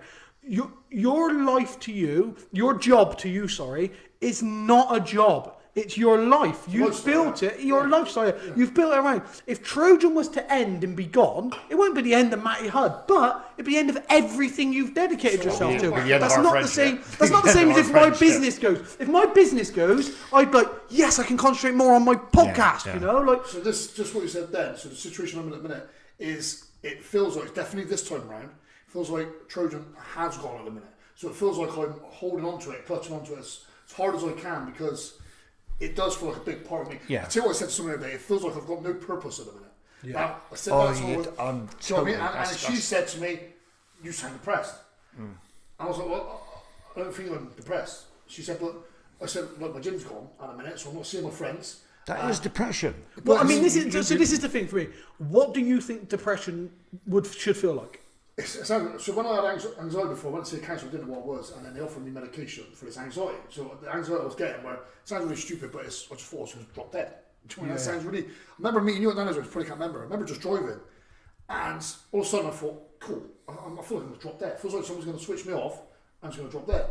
And then it sort of snapped out of it. It's just when the gym was getting busy and whatnot and stuff. So I remember I said, do you want medication? And turn it down. So in my head I thought, well, I've turned medication down, so I can't be, I'm not depressed. So at the minute where I am now, where things are quite emotional and stuff like that, but it's because, I don't know. It is depression. Depression is or I believe that's depression. I mean, whereas, like I said before, I would imagine depression is you're sat at home, and you know, but depression is, you know, where you're struggling a bit, you know, and sometimes you're just struggling. It's just with life. I'm struggling a bit, you know what I mean? And I wouldn't say like I'm in that position where it's just, you know, it's mundane. It's like, and I describe what you said. I said it to Sam, that it's like being a boat in the sea and you've just got no rudder and you're letting, you know, it's like you've got no purpose. It's just we're all boats in the sea and no one's got nowhere to go, nowhere to do. I don't. This may not even relate in any way, shape. So I feel a lot of the time, and I don't think I get depression in any way, shape, or form. But a lot of the time, I feel like I'm wasting time. So because I like to podcast, I've written a book, and the last chapter of writing this book, I literally found myself 4 or 5 days watching Friends and sitting down and all of a sudden I was like, I haven't done anything on your book, for fuck's sake. I don't know if you're just letting it all fucking pass you by. Why haven't you done it? Now, because of who I am, I'll attack that straight away. For other people, that can be enough to set them off. Oh, you haven't done it, for fuck's sake, you're never going to amount to anything. And then you're sinking just for the simple fact you haven't done very simple tasks that I managed to battle them. And I say, well, fucking get and do it then. What's wrong? Because I'm mentally quite strong like that. People don't realise that those are triggers, or could be triggers enough. Surely you've had a point in your life though. Think off red, one of the lowest points ever in your life. Just off red. Yeah. Do you think then? How do you think you got through that? I mean, so I've always dealt with things quite internally within myself because I see it as a battle in my head, and I feel like I enjoy that battle in my head, even when I go running or something. So I don't know if it's. I think they could be. Do you have triggers. A lowest point in your life then? Yeah. I've got lowest points in my life, like my mum passing and stuff. And right, so it's in my book. So my mum, I used to care for my mum. My mum was really, I had MS before she had a care team.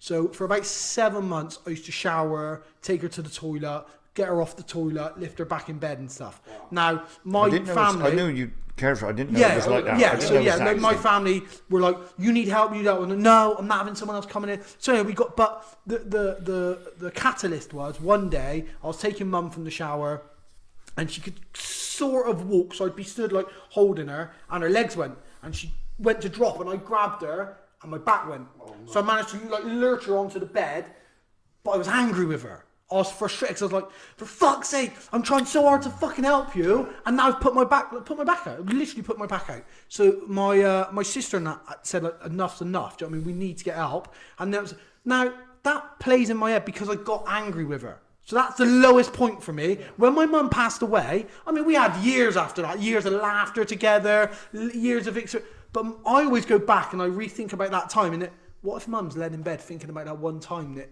I threw her on the bed, and she feels like a burden to me because of that one time. And I thought about that, and it got to me. But I'm strong enough to then look and say, but we had loads of times that we laughed together. And so now there's other people that will be a catalyst. And this is the thing for me. I think I've had lots of moments that are catalysts for depression. But I've noticed them, or they haven't been that because of the person that I am. And I think the only thing that's different is we all get those catalysts. The only thing that's different is some people don't notice them, or it perpetuates in someone. They'll get 4 catalysts in a day, as where I had 1 in 3 weeks, you know? So I think nobody's immune from this happening. It's just, and of course, I'm just a fucking idiot who's been punched in the head too much. No, but so makes sense. it's just, and on the scale of things, like, you know, other people have to deal with some extreme things, don't they? You know what I mean? Yeah. Some people, but someone, you know, it could be something, you know, trivial in a way. It's major, but you think, oh no, that was probably trivial. She didn't even remember. But you know what I mean. But it's not how you're dealing with it in your head. And exactly. And that's, you know, some people have to deal with, well, they lost their kid, or they don't. You know what I mean? How do you ever recover from things like this? Yeah. And that's, you know, I'm not saying that's real depression. Everyone gets whatever it is in their life, I believe. Whatever. I think even that, I'm not saying it's not depression. I'm not the doctor.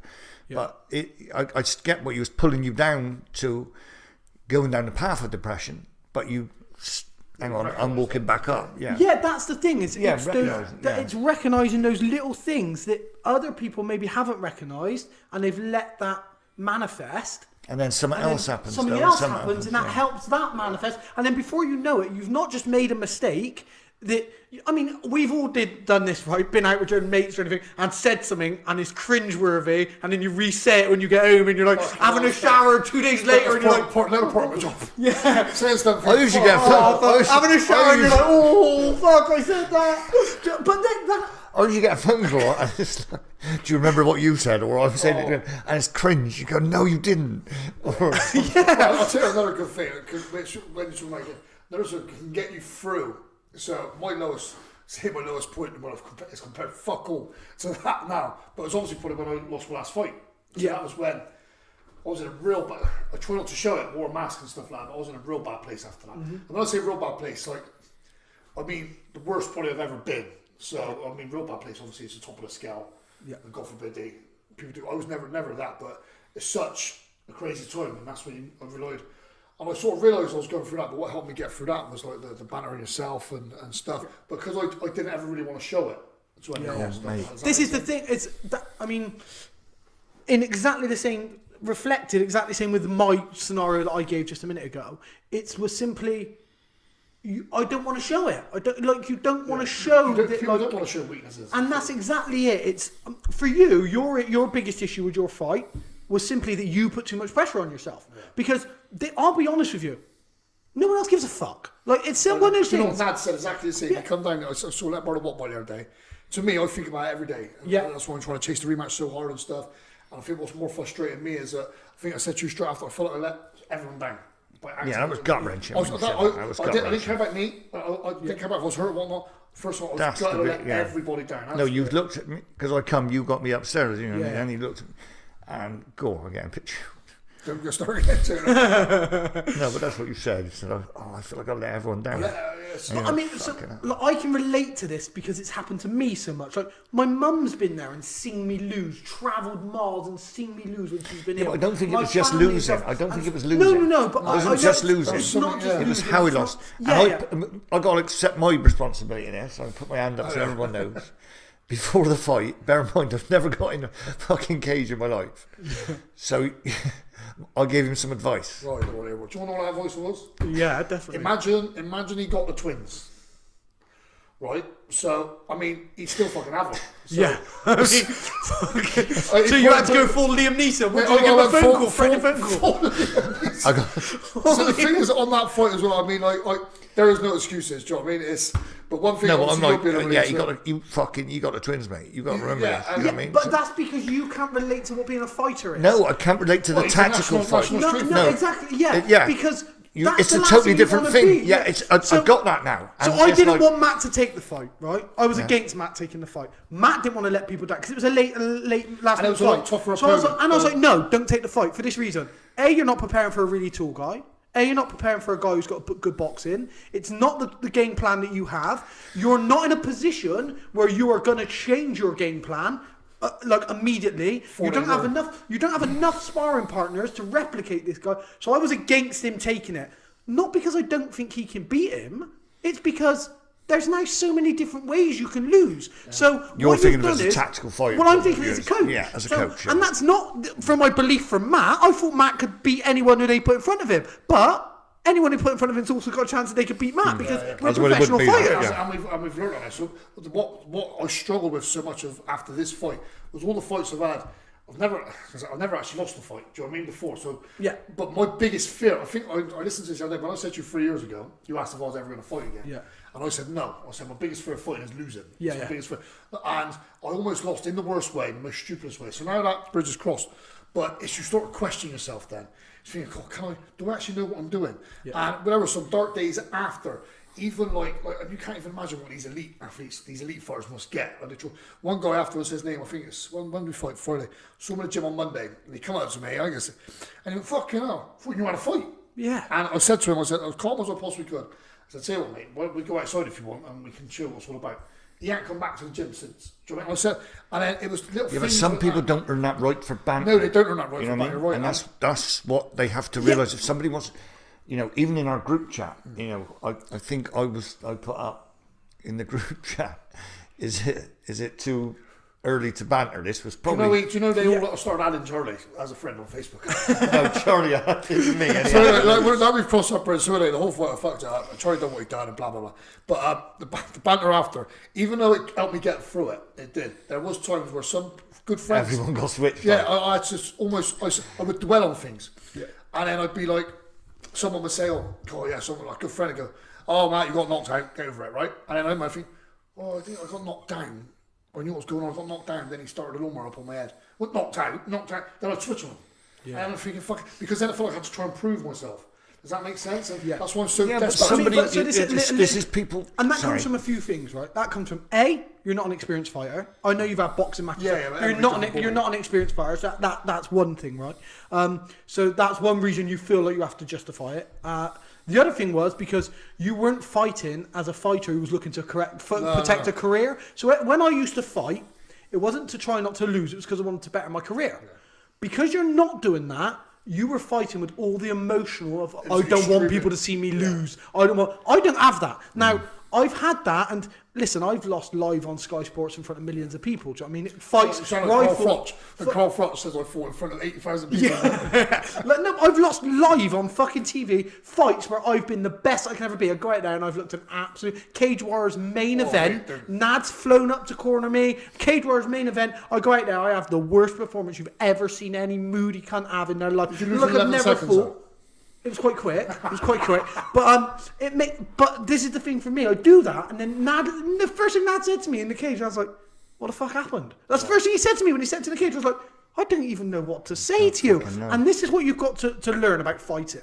And this is not specifically for you. This is because lots of people might be listening who are fighters. You know, this is what you've got to learn about fighting is nobody gives a fuck if you win or if you lose, and I'll prove that to you with a few names. Right? If I was to say to you now, who do you think the best welterweight in the UFC of all time was? Fuck knows. Right? If I was to say to you, who do you think the best middleweight was? Now people come up and they'll say, well, I think so-and-so. And I'm like, well, what about people like Rich Franklin or Anderson Silva? And they'll be like, who? And I'll say, who do you think the best footballer of all time? And people will say, Messi or Ronaldo. I'm like, well, what about Maradona and Pele? And what about George Bett? And they'll be like, who? These 15, 16-year-olds. And it's for this reason. You have a small moment in time that you're living in, okay? For you, everything that happens in that moment in time means everything. For everybody else, they've got their own moment in time. Yeah. You're featuring it, but the things that you hold so amazingly dear to and they're so valuable are just fragments in this person's own amazing, valued bit of time. So for your wins, where they mean amazing highs for you, that's absolutely fucking magical, all your friends will celebrate, it'll be fucking amazing, until they have an amazing high in their life and they'll forget yours. You have to value every experience the same, loss or winning. Yeah. And you have to say, none of it gives a fuck. It doesn't matter because it doesn't define who you are. If you are Anderson Silva trying to win the UFC title and you've dedicated your whole life and your whole career to get there, you get in that and you have that fight and it goes wrong, I get it. Like your whole life's work's gone away. For someone like yourself, what you've got to turn around, you've got to say is, right, I want to see if I could do this. I got to this point, I got in there. Can I still do it? Come and talk to someone like myself, and I'll say to you, more than capable of doing this. All the rematch. So obviously, that happened in October. I desperately want to fight again in April. Yep. Then that went tits up. Then I was obviously going to rematch Charlie in October. So then that was full move. I remember ringing you up when I was absolutely over the moon with it. Yep. I was like, they've managed to get me, although it'd be boxing because there was no MMA about. And then that was for me. That was I have to put that right. I mean, I know what you say about different fragments, but for me personally. Yeah, I got to put it right. I have to put it right because it would have been different if someone would have. Because I acted like it. You know, I come steaming in with a double jab, which I've never double jabbed anyone in my life. Yeah, then I overran, which I missed about 4. Then I throw another one, which I caught in, and then experience would have made me went for the takedown. But I didn't. I pulled back a shot all the way back from fucking Melbourne Square, which he's seen in time, and then just done that. And I forget. That goes to my elbows. If he would have come flying over to me, filmed me right, and bent me up. I'm like, fucking hell, I'm like, what was that? That was worth Does that make sense? Yeah, of course it does. That's what I'm saying, it's losing like you've lost. Because you're thinking that you've done your own, everything you've done you feel I done wrong, as opposed to I got beat because he fucking was. If that would have happened 4 minutes into the fight, would you have felt better? Oh, if I would have had I couldn't prove fuck all, except from how not to fight. But you said, it makes you I still think might 4 not minutes in might have been a lot. You have a bit of a ding dong. It's only to uneducated people. Yeah, because so someone what matters most to me. So those people's opinions is what bothers me. But right, okay. Then you should stop fighting. But because submission to. But that was the challenge I was out of myself. But hang on, mate. The people who thought that you were a cunt because you lost aren't going to give a fuck that you won. So that's why it makes no difference. But for me, it will. No, but hang on. For you, I get that. So you should fight for you. But you're saying people's opinions matter to you. Yeah, no. It has to be for you. The people who dismissed what you achieved. Listen, I trained with you for a big portion of training for that fight. You went from jump who throws punches really hard and won't get stopped by fucking anyone, which you are. There's no you came to the gym once. I sparred you in ladder in the same time. I was chasing ladder around the gym. Is that wrong to say? Right. So you were we were stood there trading, walking forward, coming at me because that's who you are. You're hard as fuck. You throw punches and you're super cardio. Everyone knows that about you, right? So it feels like that now. It's all gone. No, but I know it does to you. I get that. So you're all the people who dismissed what you did in that fight, even in the way of banter, all the people that dismissed that didn't see any of that, right? So their opinion counts for fuck all, right? So if those people then turn around and pat you on the back because you win, their opinion has to count for fuck all. I get that. Do you see what I mean? The fight has to be because most of the people watching any sport couldn't do that sport. So their opinions do matter, surely. Whether you're playing darts or you're playing football, most of the people couldn't get in there. No, so if they go, oh, he's amazing. But let me tell you what doesn't matter with fighting. Let me tell you what doesn't matter with fighting. Lots of people have kicked a football around at school, had a go. They know where their level is. Most of the critics of the people who are fighting have never gone to an MMA gym and tried it. They have zero experience. None. Zero whatsoever. You can have a fight, Gray, right? When you came in, you started doing pads with me, you were shocked how much different it was, right? How technical it was. And you can have a fight. These people are being critical of Matt. It's not like football where you've had a kick around with your mates and you understand football and you know how to pass a ball. You know zero. Even if you can bang people out with one punch at the football, first thing you know I remember zero. learning is so from a fighter's point, you want to get on top, and you were telling me how I gift everything to you. You know what I mean? When you were, because you know how to defend from them. That was the bit that I'm like, my arm's bent, this bent. You know what I mean? And you're like, I know what you're going to do. Before you're going to do it, because you've never done this, and because you fight like somebody who's just had fights on the street, and you're doing everything basically wrong. You know, you feel as soon as you're on top, that's where you're most confident. Is when really you should be least confident to someone like you.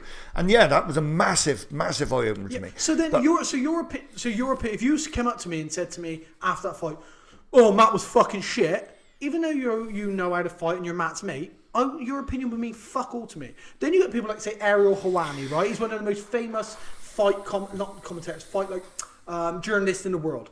His opinion on fighters matters because his whole life's been dedicated to watching fighters. But he's never going to come up and say, Matt was fucking shit, Matt was terrible, because he understands Matt wasn't. It was a fragment in time and something went wrong. So the people who are critical... we've seen that happen to the best of them, haven't we? Yeah, the people who are critical of that are the people who you dismiss them. Positive or negative feedback, you just dismiss them and you move on.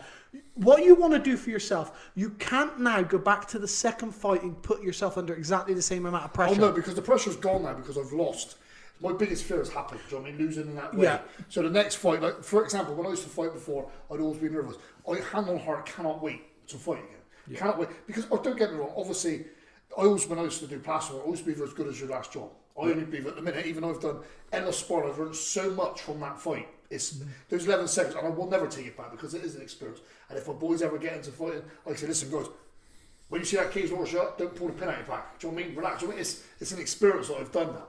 So, I'm desperate to fight again because, I need to put it right in my own head. Do you know what I'm saying? And whether I ever get a rematch tried or whatnot, and that's the end game, or the end goal, hopefully. Then, but in the meantime, I've got a new journey. I was just going to do that once and be done with it. And that's why I wanted a fight trainer. They give me options and said, he's the top 25, he's the main man, I'll fight him. And I just lost my nut. That's it. But listen, you could fight him again 10 times and that happened 8, and it won't be a reflection of how good you are and if you can beat him. That's not the way that this game works. And especially at heavyweight, it's simple. He can be shit compared to you. But if he catches you on the chin in 4 exactly angles, that's what's beating him up. That's what's is like you look at it and you go, right, so he's a great big tall guy, a big guy with great big long arms. Yeah. So the worst thing you want to be doing is running in doing a stand up with this guy. Well, not necessarily. Not necessarily. It's how you enter. This is the thing from Matt. Matt came forward with a game plan that wasn't his game plan. It's not. I had the game plan. Yeah, so it's that game plan can work if it's your game plan, knowing what angle to approach from, where to step. I'm going to go at him, where my chin should be. All of those things will be elements to make that game plan work. What I'm saying to you is, you got caught with a freak punch. I'm not going to give Charlie loads of credit and say, oh, he stepped off slightly to the right. That's not what happened. I like Charlie as a guy. No, he's a good guy. Yeah, and as a fighter, he's okay. He's coming on. But let's be fucking honest here. There was a quick exchange and Charlie caught you on the chin. James had it with Groves, Neil Groves, years ago. Have you seen that fight with Neil Groves? No. Neil Groves clipped him on the chin. Not because Neil Groves is fucking amazing, timed a shot, stepped back, dropped his shoulder. No, there was an exchange and Groves caught him on the chin. That's what happened here. Now, that can happen to you the next 9 times you fight Charlie. Yeah. It still won't be a reflection of if you're better than him or how good you are. It will be... Look, you can sometimes fight and it be a reflection of how bad you were on the night, but not a reflection of how good you are as a fighter. Yeah. And I think you have to just get training, doing what you're doing, get your next fight. But it has to be not because you want to win or not because you want to lose, but because you want to fight. If it's not because you want to fight, don't bother, because the win ain't going to mean anything to you anyway. I think that's the last one. I think I just wanted to sort of just tick it off the box sort of thing. Do you know what I mean? And now I've got a purpose now, where now I desperately want to fight. So I've learned so much from that. Like, I used to think I could box or whatnot. Reality I've never been able to box. No, you can box. You can. I've trained with you. You're not a boxer. Listen, I'm never going to let you go and fucking fight David A. But you can box. David A. Who's he? David A. He's dropping some names. Yeah. And so, so what I've learned a lot from that and stuff like that is I learned a lot about myself and stuff. So talking when you're saying about the shit parts of your life, that was definitely one of the worst points. It's just, but it's part of life, and if hopefully I do get a rematch with Charlie. Yeah, but then on the scale of things, you know what I mean? And, you know, just like as you said, yeah, that was the lowest point in my life. I felt this, and you know, and then by comparison, somebody goes, you know, what was the lowest point? I lost my my 5-year-old kid. Yeah, and then I think that puts in perspective. You think. Literally, how would you live with? How would you live with? And you think, God, I mean, I'm just digressing. I was getting a bit because of the build I'm doing at the moment. So I've run out of money, and this house is being sold, and you know what I mean. And I'm getting really frustrated about the build I'm not being able to do, and I sort of almost punch myself. It's like I'm trying to build something, and it's going to take 6 months, 8 months, a year longer than it may have done. You know what I mean? In this large scheme of things, it's like, shut up, Gray. You know what I mean? There's people who've just lost their parents. But conversely, there's young people out there, teenagers, who can't foresee that because they're not mentally as astute as yourself. They haven't lived through what you've lived through. So for someone who's 18 to be worrying financially, not have much money, or be worrying about how they appear to their friends, the same, which will reflect what you were worried about, that to them is as important as someone's 5-year-old kid dying.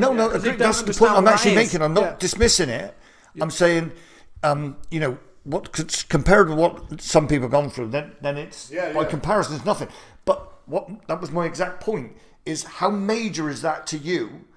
Is the equivalent of to this person who's going through a real mad situation, you know, like losing your child or something. Yeah. That's not me saying, you know, oh, snap out of it, mate. You know, what I'm saying is that's in it strange how that can be your lowest point that you're thinking, and then somebody else could come back with, and you're like, wow, you know what I mean? Yeah.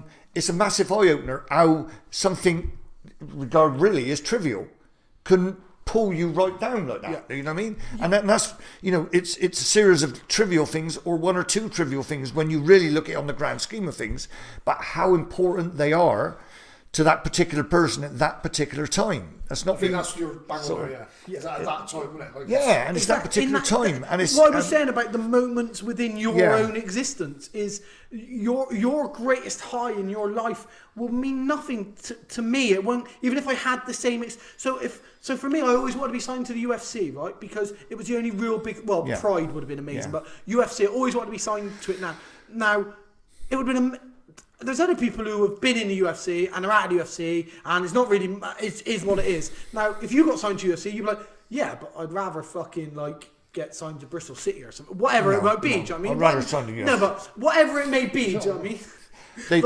I'll be too tough. They'd be just. Look. All right, okay, for you it'd be like, you know, I want to be voted like the funniest guy at Trojan or something.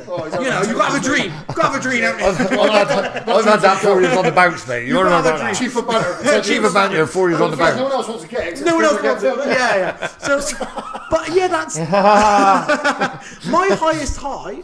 Now I couldn't give a fuck about being in the UFC. I don't like if I get in UFC. Yeah, but that's because as a time, there's time frame. That's like, the you point. Know what I mean? Yeah, exactly. It's moved you know what I mean? on. So what was my highest high at one point is now nothing to me. But also would have never featured in your life and you wouldn't give a fuck about. So I think it's hard that people. And this isn't a bit aimed at you two. I think it's. I think if. Yeah, just say for example you did make it to UFC. Yeah. You know, you go. Listen, if you're chatting about Nad now, so I don't know Nad very well, but I'll go. Yeah, I know a guy who's in UFC. You know what I mean? I actually know a guy who's in the UFC, and like obviously that to me people do. And if you were, and it's like when you look at old Pride videos, or you're showing some people on YouTube, and you point out, you know, this I know this is my mate James. Look at him fighting here, like you know what I mean. And I do think, especially with the you know YouTube, and you can look at fights from 10, 20 years ago. I think they're not just a moment in time. It's actually, obviously they are a moment in time, but I think people would be bragging rights just, you know where. Yeah, but but my point of that is that it don't fucking matter now. Like, James ain't there anymore. So for James's life, he can't sit back on that. Nad isn't in the UFC anymore, so Nad can't sit back on those things. I'm not an active MMA fighter pursuing to get here or anything anymore. Now, but it's wrong for me. You fighting again or not? Depends, like if the money's right. No, it's not even about the money. If I get offered, if I get offered the right fight, if they offer you another mic, I'm in. Instead of a fucking egg. If they offer, if I get offered the right fight, I would fight. But you want to fight? But like I don't want to fight anyone. If the UFC offered me a fight, I'll fight tomorrow. Anyone, anyway, I don't care. I'll fight because I want to fight in it. But my point is that it's wrong for me to think, and this isn't I'm not aiming at you two or at me. I'm aiming at everyone out there. It's wrong for people to think that they understand what other people's highs and lows are based on their own highs and lows. That's the point I'm making. My highest my highest high will mean fuck all to you. So my lowest low, you can get over in an instant, and that's my point. So what's your highest high? What's your highest? There is I've been 6,000 meters in my paraglider, but I mean is that your highest high? No, is that your? No, you don't talk about the paraglider. Is that seriously or no? What is your mate? There's no. So what's your highest high? I was thinking that it's got to be the kids. There's a lot more highs and lows, I guess, when you're looking at that. Highest highs is. My daughter's 21, so she was my highest high. Well, not anymore. She's a fucking pain in the ass. So when she was born, 21 and pregnant, so she's no longer my highest high. When she was born. No, I don't. It's hard. Would you say the highest high would be the same as the greatest achievement? No, because my greatest achievement... could be. Your greatest achievement could be your highest high, couldn't it? Yeah. But also, you've got to look at it like this. So the way that I live my life, and it might sound quite hippie now, is that I'm having the greatest day that I could have possibly had right now because I'm doing this podcast with you two. This is what I wanted to do today. I'm doing it. Everyone knows that about you. You're a doer. No one can take... So it's like, we've done before, you're paragliding things. Where's this the guy that does it? We're the guys that go, cool, imagine doing that. You're the doer. Yeah. And like this. None of it well. Yeah, but it doesn't... It's the doer is... it's... 20 lookers, one doer is there's the difference, and everyone knows that. But we're the guys that, imagine doing that, like I just said, like, you know what I mean. But it's like you're like, fuck me, Wes just goes off and And then we've seen you're needing a lift down from fucking, because you've come down to somewhere. But I mean, and that's like when you say to me, like, my highest... I'm fucking... Like, I'm watching Andy's road trip. It's like you come in here today. Oh, fuck I off. thought I had a bit of a bad time. Well, do you know what, we're going to have a drink. It's going to have a drink. Go around there, we're all buzzing. Yeah, have a drink. Well, I'm buzzing. Goes in the petrol station, gets some drink. This is before COVID, for an last.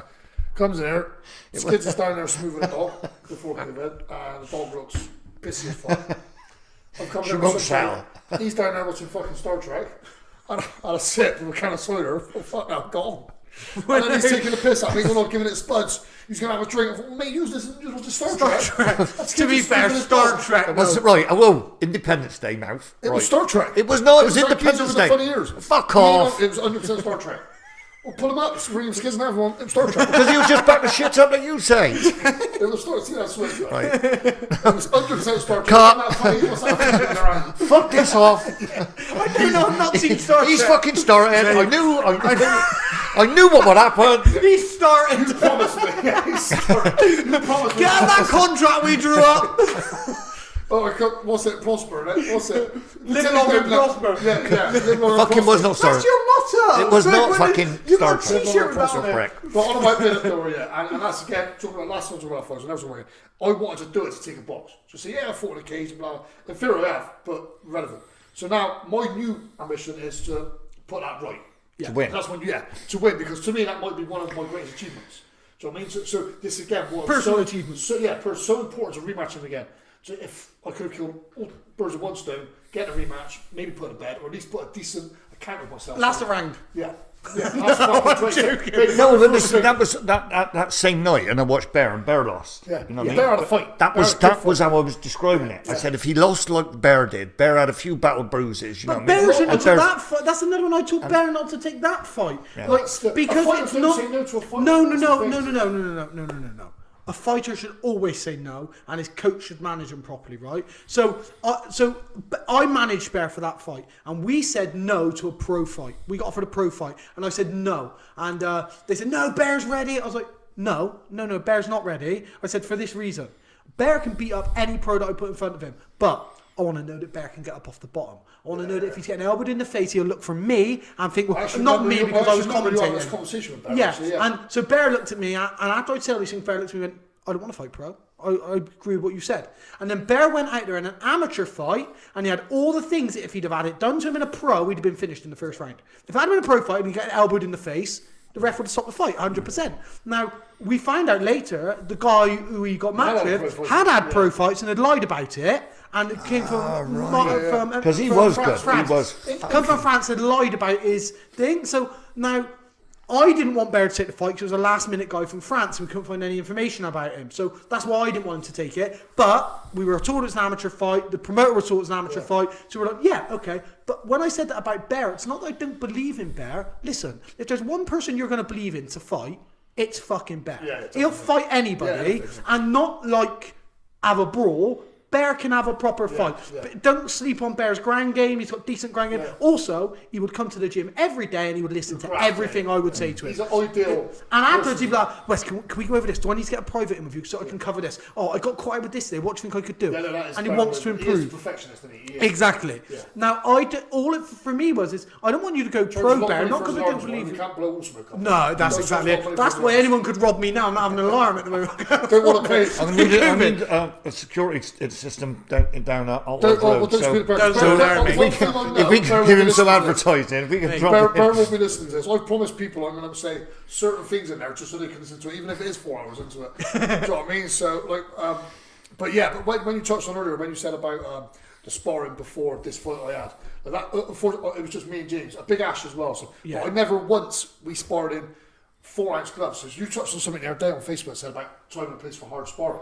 So when I used to box, we used to punch the fuck out of each other all the time. So maybe then I was conditioned to getting chinned. And that's not the same as getting it with 4-ounce gloves. So you can think I can take a shot, but that's not what happened in this fight. This is another thing where you feel I've always been known to take a shot to be able to do this, that, and that. Then obviously this, you take a shot, and then it was curtains.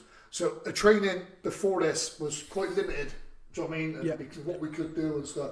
So since then, the people I've gone and trained with, do you know what I mean? I've learned so much from them. Yeah. And But it's like, so even for me, if I'd have been in charge of your training camp, you would have never been with James. James would have been allowed to show you technical stuff. For this reason, if you spar James, it's going to teach you not to shoot on people. Because you can't fucking take James down. He's fucking so strong, so heavy, you don't want him sprawling on you. You've had a moody back during your training. Now listen, I used to train with James solely for his fights. James would sprawl on me once, that's the end of me shooting. And I got good wrestling, but I can't have a man that big. Good sprawl, right? And he's going to punch you in the head once he's sprawled on you. So, and people could watch, what James Thompson... If you can bend up Mario's... People are going to say, what James Thompson... Let me tell you something. James Thompson is technically a very fucking sound fighter. He's tough as nails, super fit when he's training, and he's a very fucking good fighter. He's athletic as well. Now, I would have never had you do a rounds with him. Not because you can't learn, but because it's going to take away your game plan. I want you... Big Ash is a different story. I would have had you sparring with him. I wanted you, good boxing, put a guy on the fence, look to snatch a single. Yeah. That's going to fail for you against James 9 times out of 10. So it's going to stop you doing that. So why make that your training? Yeah. You're not going to be able to do what you're doing against James in a fight. You're not going to fight someone with James's ability or size. So let's eliminate that. That would be like me getting you to spar with fucking... I don't know, like one of our really... Nad. Like... You're not going to learn because you could do whatever you want to Nad. Because he's going to kick. Question that. No. Yeah. Okay, no. Someone Nad's size, let's say, who's not Nad. Nad's a fucking. It's not realistic, is it? It's not even. It's not realistic. It changes how you act. So it's not. This is what I was saying about hard sparring the other day. If the primary source of your sparring is hard sparring, okay, and we've been working for 4 months on drills on hitting pads, okay. As soon as you go on hard spar, the moment you get clipped hard, you're going to think, fuck, I can't get clipped like that, so I can't now do what I've been training on, because he's going to clip me, because you're hard sparring. You need 90% technical sparring so you can start practicing the stuff that you've been doing on the pads. Once you're nailing it in technical sparring, when it goes to hard sparring, you'll find an entry for it. Your foot will be in the right place. You'll drop your hand just enough to do the draw and counter over the top. Yeah. If you keep hard sparring, you'll never get to that. And that's why you training with James was completely the wrong for any opponent they put in front of you. Because you're not going to fight someone with his ability and attributes. So I would have said, stop that. We need to focus on your sparring. With someone like James, and sometimes you have good rounds. Do you know what I mean? Because it makes no difference because the negatives will always outweigh positives. Always outweigh positives. Because I would put you with James for wrestling and grappling because it's going to be fucking hard work. He's really good. Yeah. It's going to tire you out.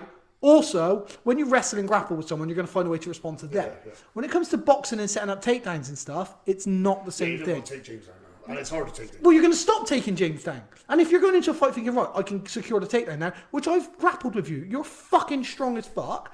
You're hard to take down, and you can get takedowns when you want. You're hard to finish with submissions. So, for me, my game plan is, right, put him with people who his worst elements are is takedowns and staying on top. Now, they're not bad in you. They're not bad elements, but they're your worst elements. Yeah, you're not a wrestler, and you're not a submission fighter. So let's put you with someone who we can work on those elements. You didn't have that at all. Yeah, I guess so.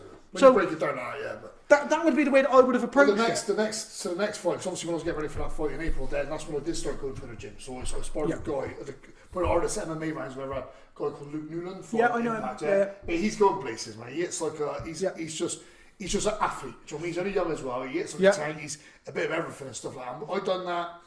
I can't remember. I think it might have been January last year, and that was the first time I ever sparred. I mean, we had small gloves on as well. Do you know what I mean? It was like basically a complete fight. Which you should never do. Never do. But I learned so much from that. But also this as well, right? You shouldn't have. I would have not let you do that. It's not that I want control or I don't think you're capable. You're going to go and spar the guy. I don't want you to do that. I want you to spar our game plan. I don't want you to have a fight with this guy because you're going to revert to that when it comes to the fight. After watching you for a round, I'm going to pull you to one side and say, Matt, listen, every time you're throwing that right hand, he's catching with a right, or every time you're throwing that right hand, he's clinching with you because he don't want you to enter on the shot. What I want you to do is fake the right hand and shoot the single on the outside. Once you catch it once, no, you can, but not if you're the only one there without a coach telling you. I've never hard sparred with a coach. Yeah, you need a coach with you. You need someone telling you what's good. Because listen, I'll go and spar hard now against people who aren't at my level or my experience, and I'll fuck up loads. Because I'm just hard sparring. I'm not thinking about taking a moment and stuff. I might not be noticing what's going wrong because I'm getting it in the face every time it's happening. Yeah. So I wouldn't have allowed that to happen because I'd be thinking in my head, anyone who takes this gig on, having a fight, should take it on like they're fighting Anderson Silva or GSP or like a UFC champion.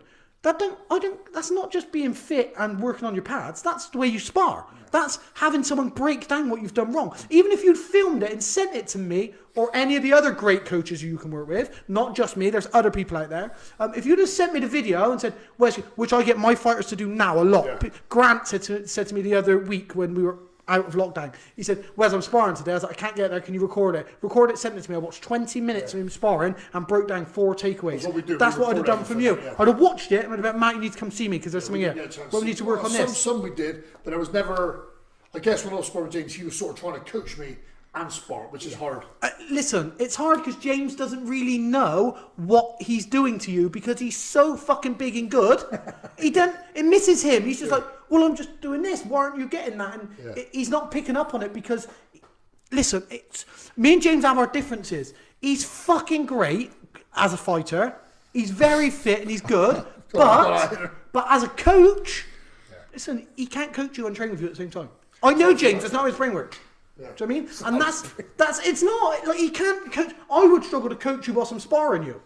Yeah. Because as I'm sparring you and you're punching me in the face, I don't think I'm not getting punched in the face. Yeah. And that is your downfalls, in my opinion. Everyone's downfalls who do this. There are fighters who I'm refusing to work with at the moment because they believe they're this and they believe they should do that this way. And I have to say to them, then you have to go because I can't work like that. The other day, I've been sparring a lot before that with like Rocco and Skids and stuff like that. I'm having Skids, 85. What's Rocco? About 84 at the moment. And so even though it feels like heavier than them and stuff like that, they both, as you know, they both hit like tanks. They're both very good. So we have, like literally, before COVID, 11 rounds, flat out, our sparring with Skids. Do you know what I mean? It was pretty much a straightener. Yeah. Then after, pretty much a straightener. It is. Like you've seen videos of us sparring, and it's like the same with Rocco the other day. Post COVID, we sparred. It was 10 rounds. It was a complete, like literally, it was a straight up fight. Yeah. Now, okay, if you break that down technically, it feels, but then after, you feel a little bit of condition and your gas tank as well. That's what test your gas tank. Let me ask you something, right? What new techniques did you learn from doing that? Or started ducking shots. Yeah. But it's like, so I believe, like when I used to spar before the boxer, I always used to spar, and I know it's not good for the brain to go in details and stuff, but after, there's nothing better than, because obviously that's so, I should pride myself on being able to take a shot. And you said, no, you don't want to take a shot. No, I'm always testing myself. So I get caught with, Rocky was catching me with stuff the other week, and you think to yourself, yeah, okay, I was alright with that. Do you know what I mean? It's just like, I'm just checking in with myself in a minute. No, that might be the wrong way to go about it. No, you're completely wrong. Because if Rocco caught you with that shot with 4-inch gloves, he'd have put you away, 100%. Yeah, I'll put you away with a jab with 4-inch gloves. 100%. You as well. I know how good a chin you got. If I catch you clean with a jab on the fucking chin, I'll wobble your legs enough to finish you in a fight. Didn't you wobble Kenny with your last fight? Didn't you catch him with a jab? Yeah, caught him with a jab and wobbled him. Yeah, and then I caught him with I got a big right hand. People who've sparred me will say that to you. I got a big right hand. So I know that, and I sort of I think, right, I only got to land that. But this is the thing, right? Sparring is not about replicating a fight. It is when you want to hard spar, right? And there is a place. I'm not saying you should never hard spar. I made a video about it not long ago. Hard sparring should always be supervised, and it should always be to develop something. Because all you are doing otherwise is losing brain cells. You going and having hard spars with Rocco. This is why me and Rocco can't get on as a fighter and coach. Ricky, have you got a fight coming up? No. Right, Matt, have you got a fight coming up? No. Why are you losing brain cells? Well, because it's just like a swing out. You ain't got a fight coming up. Matt, you are getting brain damage. This is not a maybe. Yeah. You are getting brain damage, and you don't have a fight. If you had a fight, I'd be encouraging it in the right place. Why are you going there and losing brain cells for no reason? There's not a reason for it. Oh, but I might get a fight. But you haven't yet. I think it's more for me. When you have an hard spar, one I find it's a gas tank more than anything. Do you know what I mean? 100%. I think it's a gas tank. No, it's like having a game of rugby or something, isn't it? It's like this macho, you go and do a rough and tumble thing, and you feel like a proper bloke after. Yeah, a proper. It's like But also this as well. When guys will do, who ain't even that fit, will go into a rugby match. You know what I mean? And it's everything's game on that pitch. Then after it's all done, it's all right. Yeah, let's have a drink. One's got a black eye, one's fuck me, that was a bit. It's this. you know, you're back to being this. I think a man is a natural. So I think that's what it's about. Okay, getting whacked sometimes is not a nice feeling, but it's like it's full of life, mate. I get what you're saying, but hang on, right, 2 seconds now. Skids has never had a fight. He's had a few boxing matches. He's had some boxing matches, but he's never had an MMA fight. Ricky has had 5 amateur boxing, MMA fights. Are we counting fights in town or no? No. All right. So Ricky's had 5 amateur MMA fights. Only 1 has gone out of the first round, and he lost it. Right. So most of Ricky's fights, probably all of them count up to maybe 3 minutes of time in the cage. And there's you who's had 1 amateur fight. With all due respect, one was pro. One pro fight. I'm terribly sorry. 1 pro fight. With all due respect. There's a bunch of people who ain't got any idea what they're doing in a ring punching the fuck out of each other. Yeah. Right? Now, if you were to go and coach a rugby game and they said, Matt, we don't want to listen to you, we all just want to scrum and do this, would you be pissed off and say, well, no, that's not how we learn how to play rugby. Right. Now, also this.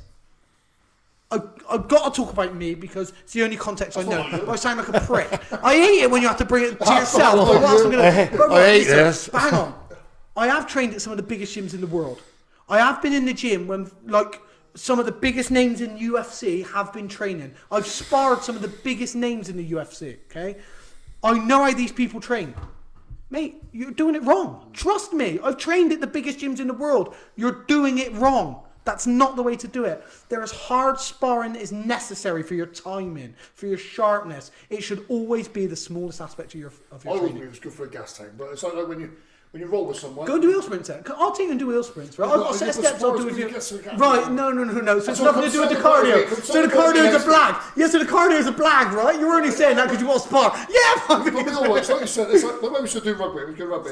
And then sometimes it'd be in the week and it'd be like, right lads, contact tonight. And you're like, oh, for fuck's sake. Yeah. Because you know, like, you've got a game on a Saturday, you contact, and it will always just end up being like a hard spar, hard contact, because it's just the man, it's just the natural aspect in you to want to go. Right, okay, so people like Ricky, right, who I think has lots of potential in this sport, lots of potential. I don't think he's going to go very far because he won't listen. And I'm like, Ricky, I've got all the faith in the world in you as a fighter, but you want to ignore everything that I say to you because you want to do it your way. But listen, you've got someone who's been around the track here. I know, this isn't the way for you to do it. We've all got problems listening sometimes, haven't we? But you're trying to achieve something. I never had problems listening to my coach. Ever. Any coach. Whether that was James coaching me. I used to have James come in and coach me, and I'd be like, yeah, no, you're right. When James was coming off his losses, James came to me for 4 fights and he listened to everything I said. He paid me to teach him and Dylan, and he listened to everything I said. That's one thing about James Thompson was he would always fucking listen. Even if he didn't agree with you, he'd listen, he'd try, well, I'm not sure if that works for me. Now, yeah, except for Facebook. But he always will. In the gym, you won't get a better person to have in the gym than James. No, you said once you get in there, it's always there's no one like working. And this was my biggest issue with Ricky is this. I can't have little kids who want to run off and cry because people don't tell them what they want to hear. Ricky, I think you have amazing fucking potential, but you've done nothing in this sport yet. You've had about 3 minutes cage time, and then you had a fight against a guy that you lost. Right, so now let's go back and say, right, if my next fight goes 15 minutes, because I'm going to be fighting pro, I want to make sure if things don't go my way, when I'm on my back, how am I going to get the sweep? Where do I go from the sweep? How do I stay on top? Because we have to prepare for an MMA fight, not knocking someone out. We have to prepare for that. You are not going to do that with sparring two. He's got a good grind game as well. His grind game's better than his boxing. This is the thing that gets me. People think Ricky is a boxer. His grind game is much better than his boxing. Ricky can box. Ricky can hit like fuck. Ricky can kick really well. Ricky has got loads of potential. What Ricky can't do is take criticism and listen. And that's the biggest problem. Because if he just said, right, you know what? I want to do really well at this, and I understand it's not going to be how I want it to go. He could go far. And listen, maybe he's thinking, I'm 33, I ain't got time. You can't fight. The world's shut down. All you got is time. Yeah, that's true. Do you know what I mean? And that's all it is for me. And when I say the hard sparring, you should hard spar. It should always be the smallest part of your training. Definitely. I'm not saying don't hard spar. You should hard spar. It should be the smallest part. Look, mate, if you want to be a boxer, right, would you decide, right, I'd get graded with patch for me, I'm going to be a boxer? Or would you go see Andy O'King? Or any other boxing coach. Hang on, watch how you answer it. Watch how you answer it. Yeah, look at me funny. Or any other boxing coach. Do you know what I mean? Like, it's just, you would go to a boxing coach. Choice of my life. Huh? I've never done pads twice in my life. I'm not even joking, literally. Like, all I ever want to do is spar and stuff like that. And I think, like... I get it, I love sparring. Yeah. I love sparring. But also, mate, I'm not kidding you. You're smashing your brain cells out. Yeah, I get that. Yeah. Smashing your brain cells out, mate. And, you know, we only got to look at fighters now to see the impact of that. We'll just stick to the bike. We'll stick on this. No. Don't do that if you're going to fight either. This bike thing as well you touched on. What's this bike thing that you're next week, on? yeah. So, right at the start, we were talking about COVID for a bit. My mate's, like I said, about Dirk. So basically, Mike Corson, Yeah. Nice guy, we really love him. Real nice guy. He said to me the other day, he said, I want to try and do something for the NHS. Dad, I recognise what they've done for him and stuff. And he said, what should I do? I'll do something for his dad's in... His dad's... Yeah, he's in hospital still now. Yeah, he'll be all right. Yeah. With COVID. For 2 weeks, yeah. And he's still in that. He's been away. No, maybe 4 weeks. Yes, before we locked down. So next time I said, okay, he said, what's a good stint? He said, I'll do 6 hours on the assault bike. I said, well, make it 12. Nah, fucking just chuck it out. Yeah, of course not. Mike is a tank. He is a tank. He don't stop. So make it 12. He said, all right. So anyway, he put a post up saying about he can do 12 hours on the assault bike and stuff. Then I started getting tagged and said, well, I think it's only fair Matty does it with you. So I'm trying to swerve it at all costs. And then Dudders is going, well, Matt, if you do it, I'll do it. So then I'm like, oh, for fuck's sake. All right, let's do it. Do you know what I mean? And the thing is, when you say about challenges, so I like testing myself on all aspects and stuff like that. And this is obviously by far. Just you know, it's 12 hours each. So yeah. No, yeah, I know. Because my natural thing was, you know, it's that's going to be hard, but what are you going to do? An hour out, you know what I mean? No. Each one's 12 hours. So we each got a bike, we're going to get on it at 6, and we're going to get off it at 6. So you're going to do it 12 hours straight? Yeah. Continual? Yeah, so it's... Just drop, that's it. You're getting off for... Yeah, so it starts at 6 in the morning, and we get off at 6 in the morning. And we get off us for a piss. Yeah. So obviously that was the thing. So then we said we're just going to raise 500 quid. I think it's just under £4 now and stuff like that. It's also picked up the GoFundMe page is asked for national coverage on it. Yeah. So obviously just at the minute we're in a pandemic. So what we're going to do is we're going to do it at the gym in the big gazebo. We're going to stencil out squares. Everything's going to be. But we also today. Our neighbour said that if it comes on top and the police turn up or something, we can just put one in the yard next door, one in the other yard. So we're still doing it. Does that make sense? Yeah. So obviously then now we've been getting messages. Even Assault Fitness herself has messaged us and said that it's an unofficial world record. If 3 people can do 12 hours straight, that would be 36 hours, which would be a combined distance. Yeah. But I've not really, like I said, I don't like blowing smoke. Do you know what I mean? Like, we're doing it for the cause. Don't want to start saying, hey guys, it's an unofficial world record to make us look good. But whatever we can do. But you did drop it in though. Just then, just No, but it's an interesting fact that no one's ever done the 12 hours, isn't it? No one's done it. So it's like there's a reason no one's done it though. Exactly. That's what I see. I was going to put like something so we get a message. Are you going to train for it? We decided to do it 2.5 weeks ago. We can't fucking train for it. All I've been doing, I've done about 8 1-hour sessions separate. And so Dunners are saying, like, we can't. I said, listen, if you sit on that bike for 4 hours in one day, just on a fucking Monday, you might do those 4 hours and think, fuck that. I ain't doing 12. Exactly. I said, my attitude towards it is, it's just do an hour, and then we would just dog it out on a day because, like, I'm going to test my mental self. I can't see it. There's no stipulation of what your RPM has to be or anything like that. You just have to do it. As long as the wheels are going, it's still turning. So obviously there's going to be dark times. So a couple of guys messaged, some guys from America as well, messaged, and they were like, hey guys, I'm going to speak American accent. In the message. I shuddered then, and I was it was a South African living in America. Hey guys. And okay, let's meet up. And he said, I've done 6 hours, he said. I try to keep an RPM of 50. Right, so I've been doing hours recently, been keeping an RPM of 61, which is a decent pace, I guess. There was no way I'm going to maintain after all. So he said 60, try to keep it 50, drop down. If he said he'd done 100 miles on it, which is a lot. He said when he got off after 6 hours, he said the cramp that his legs shut down, like he could not walk for like an hour. And he was flat out. He's done for 3 days, but physically finished. Yeah. Well, imagine being on a plane in economy class. You know when you go like on a 6 hour flight, it's like, you know, you're not moving, but it's vile, isn't it?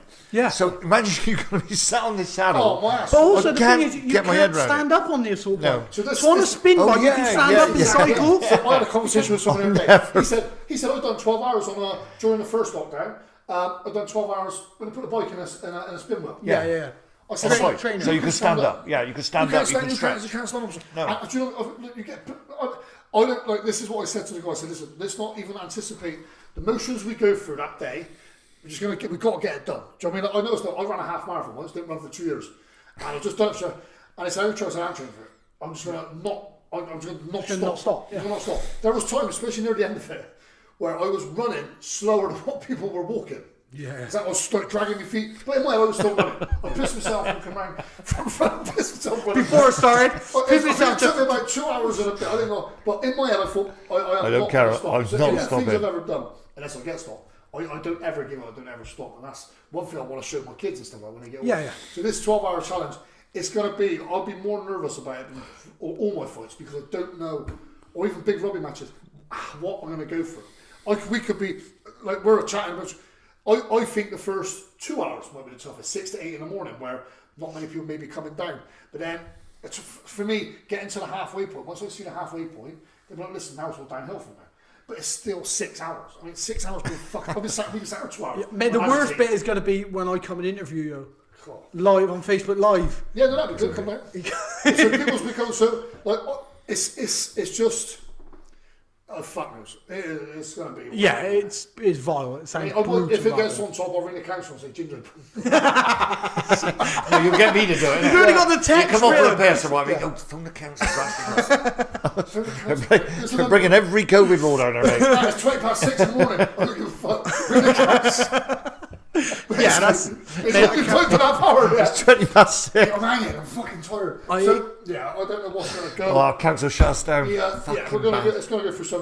What makes you feel it's positive is that you're going to be three of us. We're going to be chatting like we three are now, talking about a lot of shit, and we'll just get through it. And like I said, we mustn't, for me personally, we mustn't put a target on it. Yeah. I'm going to try to do 200 more. Don't put a target. You're just trying to sit on that bike and move the wheels. 12 hours. Even when I'm in the gym doing an hour, I've got to do an hour tomorrow. So I sit on there for first, in my head I think, no, I'm not going to do X amount of calories. Listen, then 5 minutes and I think, fuck this, I've got to do something. So then before you know it, I'm getting gassed. Like, it's gone mental. We can't do that. So we have to, exactly. Even if we get super tired and our hands are blistered up and stuff like that, and your fucking knees are cramping up, you just keep it moving. You might want to see if you can, whether it be acceptable for the record or something. Maybe you can get like different handlebars on there as well, so you can change the grip. Got to be fixed. Got to be exactly. And so if you were going, like they said, so the battery's going to go at some point during the bike. It's not going to be able to go for 12. My zone's going to last for 12 hours max, so that'd be fully charged. Yeah. So I mean, a bike might break. So we have got a spare bike and we've got plan Bs and stuff like that. But it's just going to be a fucking emotional wreck, isn't it? Oh, it'd be vile. Yeah. So but when some people they go, like even if you cruise on a bike at 50, that can tire you out. So. Yeah. I mean, it's as some like I've pushed myself to my upper limits as an athlete, and the bike is always the worst out of it. When you're doing your sprints on the bike, there's nothing that's ever been worse than the bike. Like, I mean, when you take out sparring, because you're getting punching kicks, a different thing. But like hill sprints or rowing or nothing compares to that bike. That bike's the fucker, isn't it? Just remember when we first got into it. Yeah, the devil bike. But I would never have imagined when I tried to explain to somebody who's never got on it. It's like you know. Doing 30 seconds is, all out, obviously, but it's like you're getting off and you're falling on the floor. And you're like, what? There's got to be parts, like when you see this. I try not to look too much at it. So I've recently now, because it's only a week away, so now a lot of people are messaging asking about how are you going to do this. I think it's going to be impossible and stuff. You see this, you just got to switch off because if your head tells your legs are hurting, then that's your head telling you. Yeah, exactly. So, yeah, I'm looking forward to this because this is getting me motivated in a minute and stuff like that. And I need to test myself. Just to know I can do it. I'm super confident the other two guys will do it as well, John. Yeah. So we'll see, but I've never sat still. I'll wholeheartedly say now I couldn't fucking do it. And I have no intention of trying. No, someone asked me to row the Atlantic with them once. Oh, fuck, see, now, someone said to me, fuck the Atlantic. Yeah. Rowing is no good. They were like, I was like, no, I know I can row that far, but I don't want to be sat in the middle of the fucking ocean with nothing to look at. I thought it was on a concept rower. No. See, rowing does me back. Yeah, no, mate. Concept rower. That won't float, you silly. It's a thing, boy. Yeah. Fucking hell. You ain't gonna go. Pool Harbour, he's done. Like, oh, fuck. How far did you get? He's down there at the fucking station. Tide came in, ruined it. That's Nigel trying to get him. Fucking thought it was on a concept 2 rower. I thought you meant it was concept 2 rower. No, mate, I couldn't be stuck. Let's just recap what he said. Time. He wanted him to row the Atlantic. people do that on a concept run. He didn't say that. He didn't say he wanted me to virtual run. Yeah, but I couldn't, like, everything I do pretty much, like, when I paraglide, just outside and beautiful, and I couldn't just look at the fucking ocean for that amount of time. It just wouldn't, it would kill me mentally, you know. I'm not. I'd rather do that than that. Oh, well, no, I don't know. No, mate, this is like 4 weeks or something, no. It's like 4 weeks or something super like that. The Atlantic, I'm thinking of fucking... The open air pool, I'm repeating. No, I'm actually thinking Dover to Canada. I'm thinking 20 miles. The English Channel, you're thinking? Where is it? No, the English Channel is just 20 miles. Dover to Canada. Yeah. For some reason, although I know the fucking where the Atlantic is, I'm actually thinking, you said 4 days, I'm thinking, fuck me, I'd do that in 4 weeks? I mean, 4 weeks, sorry. It's almost spoken, you're sleeping it though, it's not a proper... No, you'll die. No, but you'll die. You can have 2 hours off at a time. You'll die.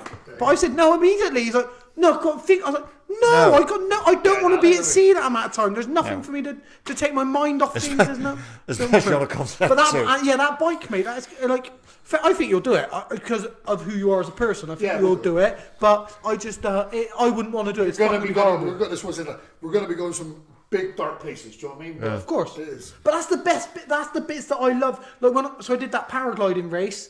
Where you had to run or fly your paraglider over this thing. Run with a paraglider? Yeah, so from one end of the Pyrenees to the other. So you cross over into Spain. So the Pyrenees is a mountain range that separates Spain and France. Right? Yeah. So it's like 560 kilometers long, but the route we have to take is 1,100 kilometers pretty much. You can only run or fly a paraglider. That is it. That's all you're allowed to do. Over mountains as well, over the Pyrenees mountains. Travel on a paraglider? The furthest I've travelled is 157 kilometres. The UK record's 330 kilometres. One hit. Yeah. So. But then the paraglider come down. Yeah, but then you get a thermal and you climb back up in a thermal. Thermal's heat from the sun. Getting a thermal climb up and glide again. No machine. It's no gliders work, isn't it? Let's not do a paraglider podcast now. Yeah, that's what's turned into. Oh, fucking hell, you haven't shut up. Yeah. No, so we'll see you next week. It'll be alright. It'll be sad. I think it'd be good, and I think for the people who listened when we're talking about mental health and struggles and stuff, you know, I think it's going to be good for them to observe and just because lots of people think. Lots of average people, and I've had this said to me before, like, oh yeah, but it's different. You got that athlete's mindset. No, I'm not going to quit. I'm going to carry on. I'm going to push through this. And listen. I'm not qualified to give anyone any fucking advice on how to deal with mental health in the slightest. But my whole thing has got to be that I would say to people, because for the want of knowing what else to say, would be just keep going.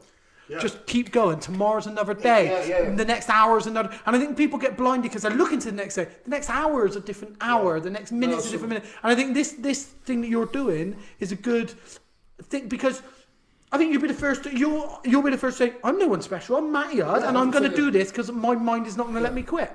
And that's exactly what will get through it. Do you know what I mean? And quitting is not an option. It's like even though I'm only doing hours, I'm getting up, getting 0 sleep in a minute. So I'm going to the gym. On my own, it's fucking freezing, and I'm not sitting for an hour. And then it's not a case just sat. I end up going like a fucking lunatic because I want to get the hour done and give me something to do because it's just super boring. Even that, like I done an hour yesterday morning, and it was an hour this morning, and then you think, fuck, I was only an hour. I'm not 11 yet. Yeah. But I try not to think. This is what I said to the guys here. Like, should I do 2 hours? Should I do first? Don't do anything that's too soon to the event, and it only put you off. Do you know what I mean? It would only put I think that's your ass off because if on the event we're 3 hours in and our ass is gone. If you listen, we've got to do it now. Do you know what I mean? Because we've got one chance at it, and that's it. And that's basically it. I agree with you. I think you've approached it the right way. Yeah, again, knowing fuck all. And we don't want to give $4 back to charity because we ain't got that. So. I want my bullseye back. I'm fucking telling you. Yeah, he wants to see it. He wants to see it. Fucking bullseye back. They come down with a bucket. Burger vans turn up at 12. Yeah, I think it's going to be amazing. And the greatest, sometimes when I run and stuff like that, you know, you go and think, fuck this. If I go up here now, just call it home or like, fuck it. But then the moment you think that, you think, I'm not fucking quitting. Have you ever read that Tyson Fury book? So Armand got me a Tyson Fury book for Christmas. This is mental. I fucking never read books, right? I wouldn't tell her about that, but it gives me one every year. And I don't think I've read a book in about 15 years. So anyway, I opened this book up and I read it, and it was. I'll never forget. Tyson Fury said when he was going through his bad times, he said, well, how he used to look at things, whatever he was meant to be doing that day, he think, I'm just going to do 5 minutes of it. I'm just going to do 5 minutes of it. And he said, have that mentality. And I guarantee you after 5 minutes you won't stop. Carry on. I said that to the boot camp lot the other day. Yeah, and do you know it's so true? Because I thought exactly that yesterday morning. Gone, I thought, see how I feel in 5 minutes. 5 minutes you think, I won't fucking stop a mountain.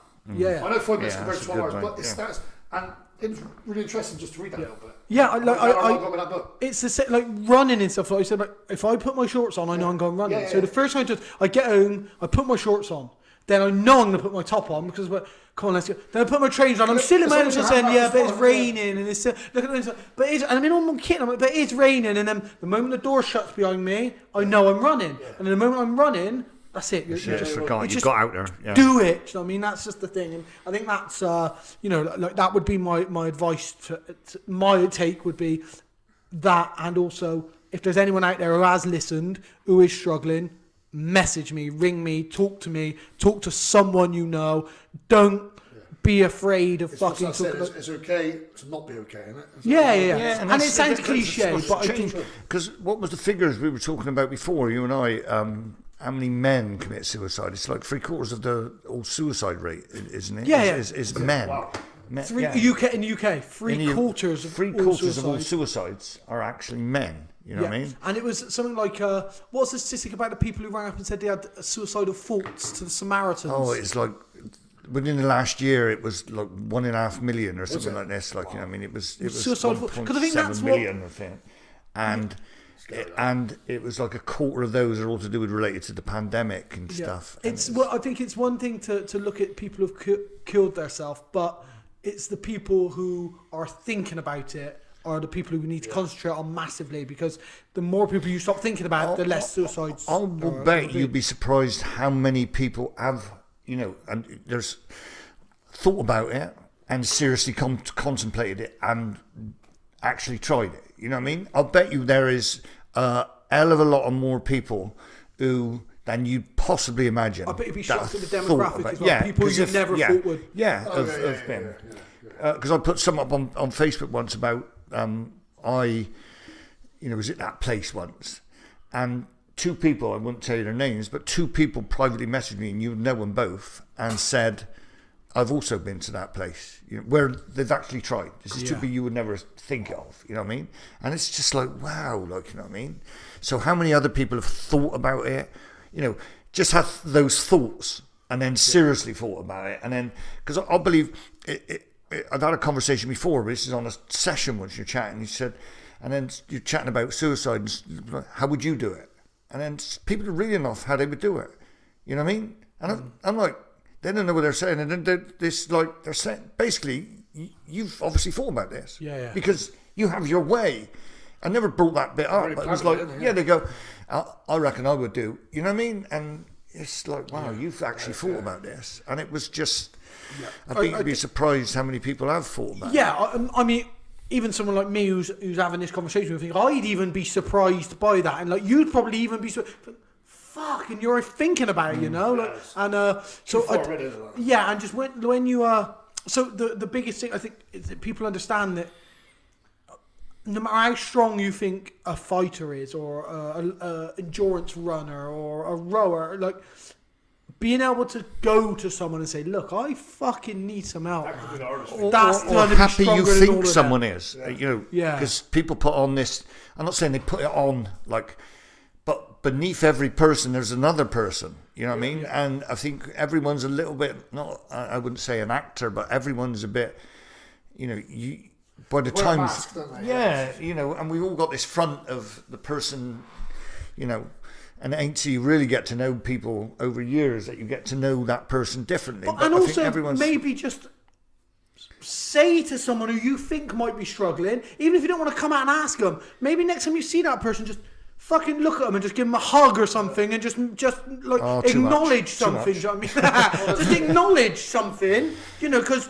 Yeah, but I should say that as well. I was saying, someone who's going through a real tough time at a minute, that just messaged me saying, "All good with you, mate? I'm just catching up." Yeah. Do you know what I mean? So, and I know you're his little concept. Yeah, I know he's going through a tough time, so he's gone out of his way now to see if I'm okay. Yeah, exactly. Do you know what I mean? So if you've got, like I said, but at the same time, that might be a cry saying, like, talk to me, because I'm not. Yeah, and that's the thing, is the little cues, the little triggers, and I think anyone out there who is struggling, the fact you probably won't be fucking listening to this, but if you are listening and you are struggling, you'd be fucking suicidal after. But I think if you are struggling, if you seriously poorly, fucking hell, I'm sorry. It wasn't the COVID that fucking thing. It was that fucking podcast. This might not make a difference to some people, but I promise you this. I promise you. Someone cares. Yeah. Someone's going to miss you. And also, even someone listening to it who aren't having those thoughts, they will know someone who are having those thoughts, or have had those thoughts. And the thing is, it's like with men, like I don't know what the suicide rate is, but it's dramatically, men are the ones who are 3/4, isn't it, of the suicides that were exactly. And also, but it would be wrong for us to really talk about women as well, because none of us are women and we don't know. Yeah. So it would be. We have to address the male side because we are males. Yeah. But that's not to say if any of my female friends are struggling and want to talk, I'm there for them, as you two are as well. And the hugging bit as well. Because I think also on Tinder or Tinder or Grindr. I'm only trying to take care of the men and the women here. Oh, that's why you logged on Grindr. Yeah, that's it. I was just helping people. But I think from the back of, like, for me personally, I've been massively inspired by Matty. You've been an inspiring influence in my life. I'm proud to call you a mate for the way that you deal with shit. No, for the way that you deal with shit, and I've dealt with shit. I'm out protein. And likewise, Gray and I have this shit on Facebook now. And people have said to Gray before. But yeah, people have said to Gray before, like, fucking hell, what are you going to say to Wes? You see, like, well, fuck all, we're mates. Like, it's not. But Warren, I find him. Shepard Warren phoned me out. Do you and Wes get on? Yeah. You know, and I've had it more than one, and I'm like, yeah, we do. But I find the guy inspiring, motivating, and when I've had fights and stuff, he messages me, and I surround myself with people who I find inspiring and motivating, and I find you both that massively, and I want people to know that, because I want people to think, I can fucking go to those guys, you know what I mean? Don't look at you as if you can't, or don't look at you to like you're big success stories who don't want to be. Go to them, because they're both fucking great guys, you know what I mean? And that's and anyone else. Yeah, I think we're fortunate. We have got like a close group of friends, and we do speak to one another. We do. You know, if there's an issue, we do phone each other out. And like, you know, and I don't think some group of friends might not have that. I don't know, but we tend to. You check for each other, don't we? Yeah, you know, you're right, mate, or we know when someone's all right, and we're always talking. Make everyone, especially this time, let everyone know. Do you know what I mean? It's okay. So when you do the picture, I'll share the picture on Instagram. I'll say what we talked about, and I'll say one of the main subjects of this is reach out. You have to reach out. Do you know what I mean? Because it can basically potentially save your life to an extreme. Yeah, exactly. Do you know what I mean? Who's to say now that I could text him back in a minute, say, yeah, mate, you all good? And then he might have just opened the door, he might have gone for a real shit time in a minute. Yeah. So, but also save your relationship. Nice, the thing is, you might not be considering like suicidal thoughts or something, but talking can save your relationship. Sharing, getting stuff off your chest so you don't take that frustration home to your missus or your bloke, whoever you're with. You know? And also it's like getting other people's opinions. Like, you know, you've had it where you phone me out and go, do you think I was out of order? Or that's mine. Usually I'm a night out. I'm like, oh, great. Classic Monday. Do you know so-and-so? Yeah, what's happening? Wow. We won't go into it. Well, it's okay, So I think just get things off your chest that you don't let them stew. Especially in this time or never. Yeah. Do you know what I mean? Where everything seems so closed, but things have never been open. As more openness. Yeah, exactly. That's the thing. Yeah, that's a great way of looking at it. The world has never been so closed off. Yeah. So we need to be more open to people. That is a great fucking way of putting it. Oh, that is it. Yeah, I'm getting a t-shirt. I'm getting a fucking... Yeah. I usually put the names and a picture on my podcast. I'm leaving your two names off and the picture. It was like, wait and see. See what this one's about. I think we'll wrap it up there because we're getting on like, I don't know, what's that saying? 2 hours what? 2 hours 16. That's not too bad. That's not as bad as I thought actually. But yeah, we'll leave it. About 3 hours, wasn't it? Yeah, about 3 hours. Yeah, and people said they still haven't listened to it yet. Yeah. They haven't finished it. I skipped through until my name was mentioned. I do feel it would be worth mentioning. It said the first 40 minutes. Yeah. No, listen. Like that. Listen, people are listening because it's funny, I know right? a lot of people that would listen to this. Do you know what I mean? Because what they do, they just put it on and they go to work. And do you know what I mean? They switch off. And I know a lot. I know on the last one, I didn't think anyone listened to it. About 1,000 more people. Loads of people. Yeah, exactly. Do you know what I mean? So many people were messaging and stuff. And hopefully, even if this reaches out to one person and it can help them, then that's dropped off. I mean, look, this is the thing with my podcast. I still find it a bit shocked that people actually listen to what I got to say. And it's not that. I do too. Yeah, but for me, it's because for me, my podcast is all about giving other people a voice. Yeah. But I love to chat, so but you enjoy doing it. I love it. I absolutely fucking love it. But for the fact that people want to tune in and fucking this, I find mind blowing. But they do, and for that, I'm eternally grateful. And this will get more viewers because people want to listen to you too. And I'm very impressed that Gray's not talked about gel once yet. I know. My microphone's off. Yeah. You didn't hear that bit. Well, listen. I'm sure I would like to know if people's watching. Look at my fucking microphone, and they got proper like DJs. Well, what you're gonna imagine? Fucking Radio 1. Imagine how pissed off you're going to be when they find out it's muted. Yeah, mine that red light means it's muted. Yeah.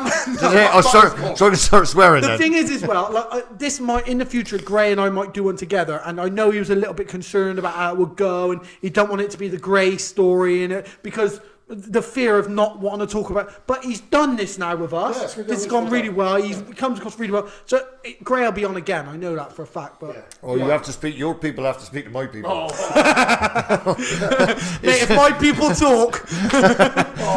But other than that, guys, listen. I'm going to wrap it up. So Matty, how do people follow that thing that you're doing next week? What's that? The GoFundMe page. GoFundMe page is all over Trojan and mine. So get on the Trojan Nutrition, Trojan Fitness page. Even if you live, I got people listen to this in Japan and in America. So even if you're there, it must be English people, English speakers. No, that's why they listen. That's why they listen. They can't understand it.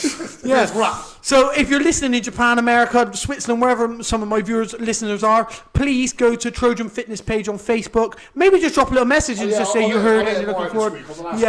Follow that. Support the GoFundMe page. It's for a great cause. Gray's really, nobody should assign to Gray's social media. Stay off of that. No, never stay off that. Definitely. Stay the fuck off of that. But yeah, support the Trojan Fitness. Other than that, I've had a great time. So thanks, Matt. Thanks, Gray. Yeah, thank you. Fucking start.